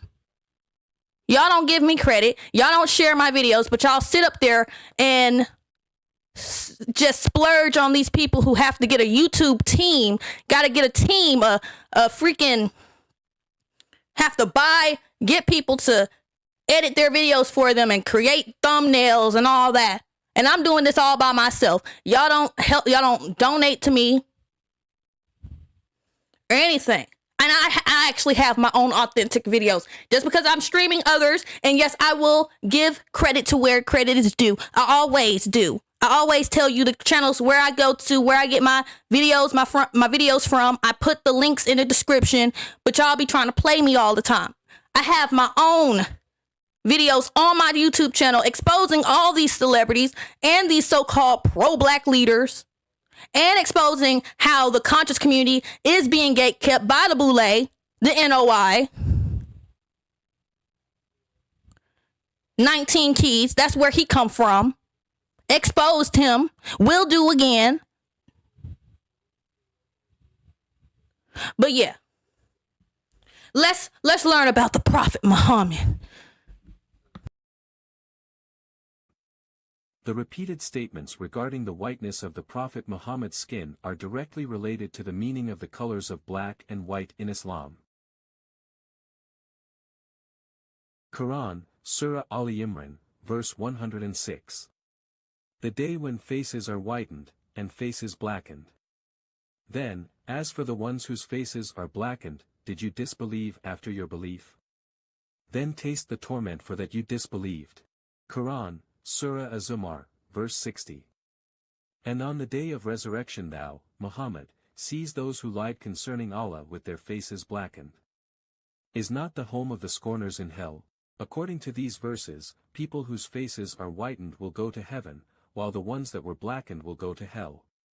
If Allah decides some black men go to heaven, then their black faces would be whitened as if there is something wrong with having black skin. Allah wants to be sure that no black face ever show up in heaven. Oh, it's not like that, bro. Those verses are metaphorical without any racist connotations. However, there are some hadiths that link black skin and creation with Judgment Day. Mishkat al-Masabi, Volume 1, Chapter 4, Part 2, page 36. Abu Darda. The Prophet of God said, God created Adam and struck him on the right shoulder, and brought out his white children. You would say they were pearls. Then he struck his left shoulder, and produced his black children. You would say they were coals. And God said those of the right side are towards paradise, and I have no fear. And he said of those of the left side, they are towards hell and I fear not. What does it mean when Allah said I fear not? This is what he means. The expression here twice repeated, in the original La Abali, implies, I have no fear that their future deeds will falsify the sentence which I have now pronounced, seeing I have already predestined all their action. Abdul Haq. So, according to this hadith, Allah already decided all black people he created would go to hell no matter what they did, since he already predestined their fates. This hadith explains very clearly that in Islam, Allah made the destiny of human beings before he created them. He already decided to bless the extremely white-skinned people to heaven and to curse the extremely black-skinned people to hell. It's clear that Allah judges them based on the color of their skin and that for Allah, white is pure, holy, clean, while black is the opposite of it. In fact, other narrations even command that any person claiming that Muhammad was black be put to death. Muhammad Messenger of Allah. Ash-Shifa of Qadi-e-Ad, page 375. Ahmad ibn Abi Sulayman, the companion of Sanan, said, anyone who says that the Prophet was black should be killed. The Nation of Islam teaches that white people are devils. Their members might want to ponder this statement by Muhammad. The Apostle said, whoever wants to see Satan, let him take a look at Nabtul bin al-Harith. He was a sturdy black man with long flowing hair, inflamed eyes, and dark ruddy cheeks. He used to come and talk to the apostle and listen to him and then carry what he had said to the hypocrites. But you have to see the whole context. Nabtal is a hypocrite. That's why the prophet called him Satan. There were many hypocrites surrounded the prophet, but he only called Nabtal, who was black, as Satan. How about calling a black woman as an epidemic? Sahih Bukhari, Volume 9, Book 87, Hadith 161. I saw in a dream a black woman with unkempt hair going out of Medina and settling at Mahaya, namely Al-Jaffa. I interpreted that as a symbol of epidemic of Medina being transferred to that place, Al-Jaffa.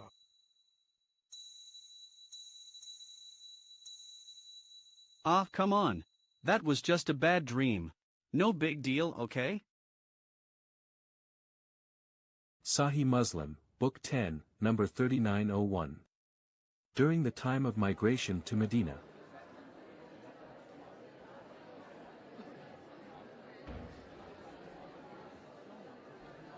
Ya Rasulullah, I want to pledge allegiance with you. Oh, sure. I'd be more than happy to accept your pledge. Thank you, Rasulullah. I will migrate with you.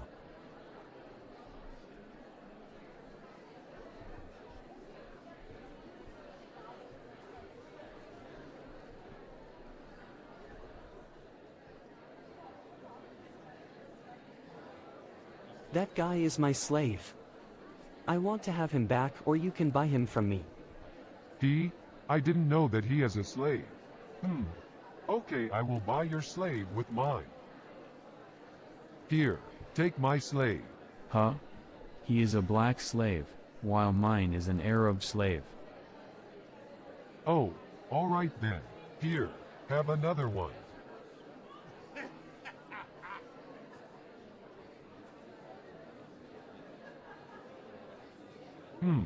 I lost my property because of that guy.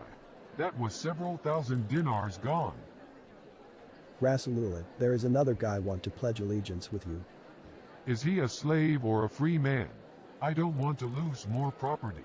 Apparently, at that time, the price of one Arab slave is equal with 2 black slaves. Prophet Muhammad saw his black slaves as his currency. Here is another hadith about Prophet Muhammad's black slave. Malik's Muwatta, Book 21, number 21.13.25. During the year of the attack of Khaybar, Prophet Muhammad got a new black slave named Medam. When Medam was unsaddling the camel of the Prophet, a stray arrow struck and killed him. People came and said, "Oh, he died as a martyr. He must be in heaven now." But the Prophet said, "No, by he in whose hand myself is. The cloak which he took from the spoils on the day of Khaybar before they were distributed will blaze with fire on him." Just to clarify, Muhammad had sex with a 9-year-old girl, robbed caravans, and beheaded hundreds of Jews, but he's good. His black slave, by contrast. Again, this is why a lot of these guys convert to Islam, for the teenage wives that their Allah promised, you know, because women over 25 are so dirty. They don't want a fully grown woman. No, not a woman over 25. Nope. Nasty. Gotta get you a prepubescent or, you know, adolescent. A lot of them do actually get prepubescent wives too. You know, there's child wives. That's still childhood marriages that go on in the Middle East. But outside of that, some ban that. They still do marry teenage girls, you know, 15, 16. This is what they want. This is what they want here in America. They want this to be the future, okay? With the radicalized Christianity, or you know, the Christian extremist movement that's going on, you know, because in the Bibles, they do promote pedophilia also. I point this out in a lot of my live streams, but we're focused on Islam right now. Both are on the same BS. It's all about enslaving the woman, and yeah. But anyways, enslaving the original woman and brown people. Brown people are, you know, you're not going to Jew heaven, and you're definitely not going to Muslim heaven. So I don't understand why y'all still.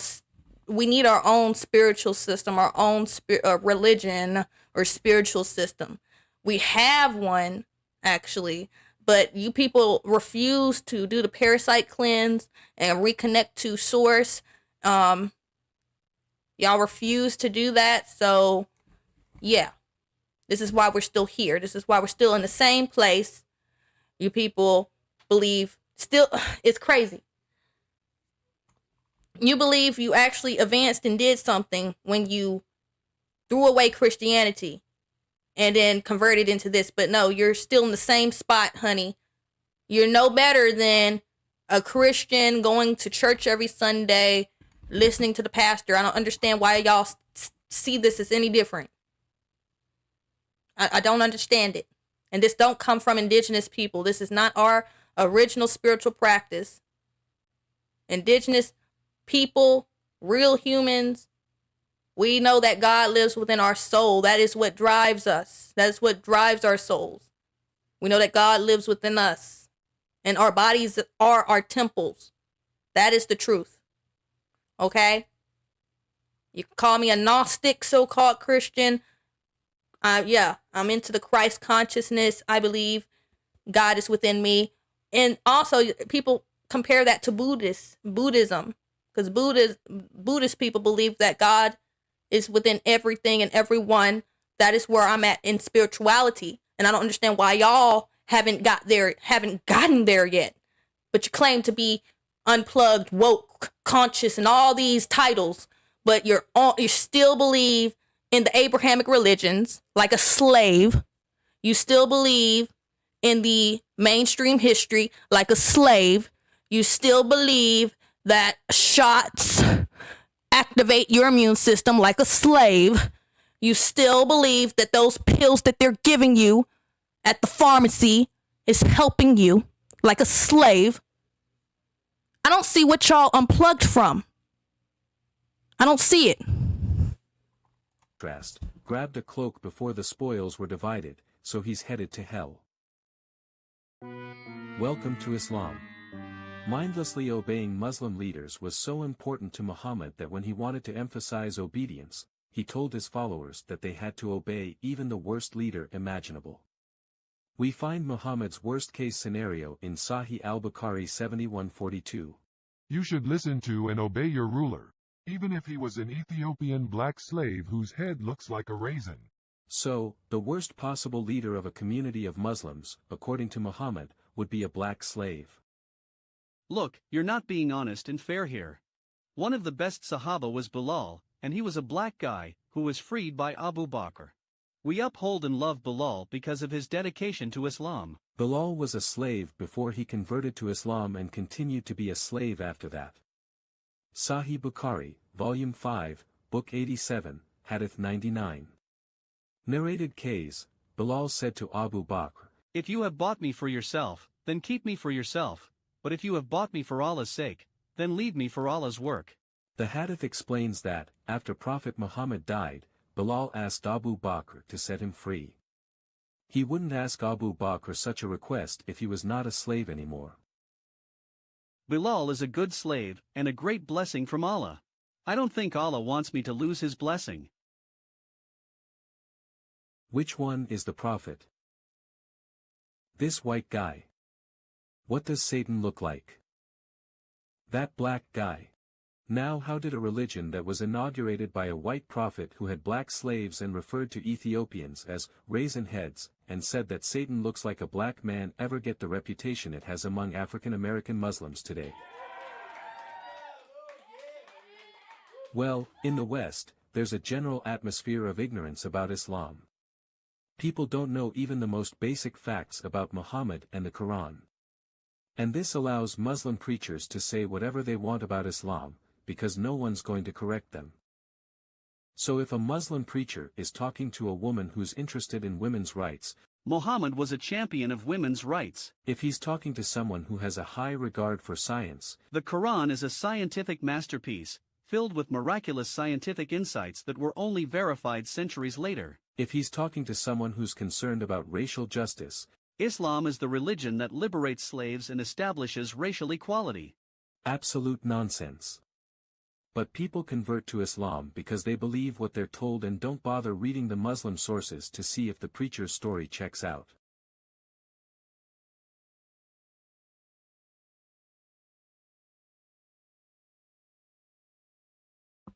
Alright. And I wanted to show y'all that. And as you saw the credits there, that is the original creator of this little video here. You can go check out their channel. But yeah, and I noticed there are a lot of LGBTQ people who are converting into Islam also. It's funny. It's funny. They really need to look in what the Prophet Muhammad said about homosexuals, uh, or what Allah said. But yeah, I see. This situation that's going on in the Middle East is pulling all the heartstrings of all the NPCs that start their day watching the news programmings. Okay, so yeah, they're under the impression that Islam is better than all the other religions right now, and they're the victims. But I believe they're all just everyone's characters on the world stage, and I don't give a fuck about what's going on in the Middle East. And nobody really should, in the conscious community, really should give a fuck about what's going on. And America too, because we're supposed to be an independent nation, but yeah, they're flooding the mainstream news about what's going on in the Middle East when we should be just focused on what's going on here as a nation. But y'all haven't realized that America has been bought out by the Zionists, and that's who control this. And America is just an extension of. And I can't say too much on YouTube because they'll flag it. So I'm done here with this little docu stream. We're gonna go we're gonna get on Tupac and where Tupac came from. He wasn't the first or industry plant rapper, but he was one of the first ones that actually became an icon. Actually exposed how the CIA and British intelligence came together to create this new genre that has been influencing the black youth for over 30 years now.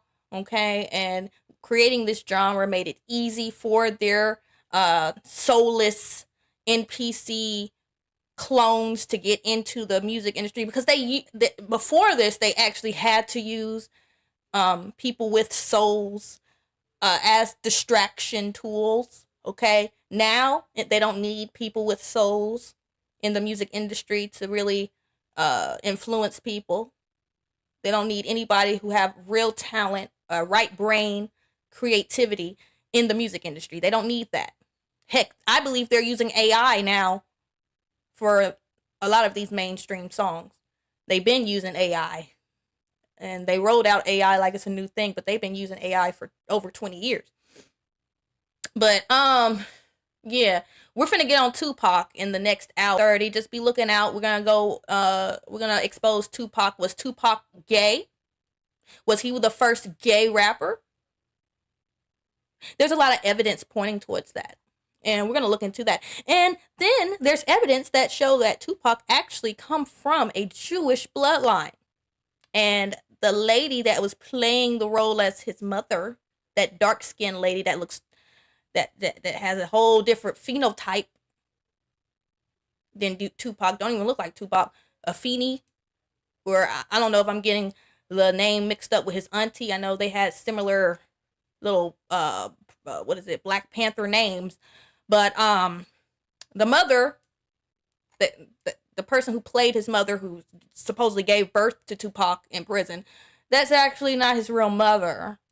It was actually another woman. That it's a whole lot with this Tupac, and we're gonna get into that. And I'm gonna turn on the camera for this next stream. But yeah, I gotta get together real quick. Gotta finish doing my hair, and I'm gonna turn on the camera. We're gonna get on Tupac, and we're gonna expose the Tavistock Institute, because I love exposing the CIA and the British MI6, how they're connected. The Tavistock Institute, where liberals, and I believe they have something to do with the conservative side too. Tavistock Institute is where Americans get all their think pieces and talking points from. Okay, the UK has a lot of control over America. America is not free. If you haven't paid attention, America was taken over again, like shortly after the revolution or whatever. America was taken over, and I show this timeline to you, and I have a lot of receipts, okay? I was supposed to do like a live stream about the Civil War and all these wars and how the Masons staged and, you know, they recreated a new history, staged a lot of these wars and rewrote the history pretty much. It's really deep, but yeah, I have a lot in store for y'all. I'm probably going to be going live every day this week until I start my new job. So yeah, I'm just going to be dropping receipts of everything I've been posting, because there's these boule agent Smiths out here trying to play me like I'm crazy, but in reality, they're fucking ignorant of shit and they're not really unplugged. Like, you can't call yourself unplugged pushing the mainstream history and narrative and then trying to get people to convert like their money, all of their money, into digital currency. Like, these people are agents for the New World Order and can't even see it. They're talking about they're so woke, but they're fucking agents for Agenda 20 Agenda 2030 and Agenda 21, the New World Order. They're fucking Agent Smiths, just with head wraps and dashikis and smelling musky and holding crystals, looking nasty. And they're agents for the New World Order, ushering it all in. Can't even see. Fucking I'm honestly tired of this fake woke shit at this point. And that's why I'm exposing it. But yeah, just be on the lookout for my stream about Tupac. I'll be back on here at 1:30. Thanks for watching. Please like and share this stream. People need to know about the Nation of Islam, their real origins, okay? And a lot of y'all popped in midstream, like when I hit the, 1 hour and 15-minute mark. So a lot of y'all didn't get like all of it, like the meat and potatoes. So y'all gonna have to like just start this thing over, or I might chop this up in clips or something. But yeah, like I really exposed the whole and the whole Nation of Islam been exposed for a long time. Like, this documentary that I just played was put together in 2014.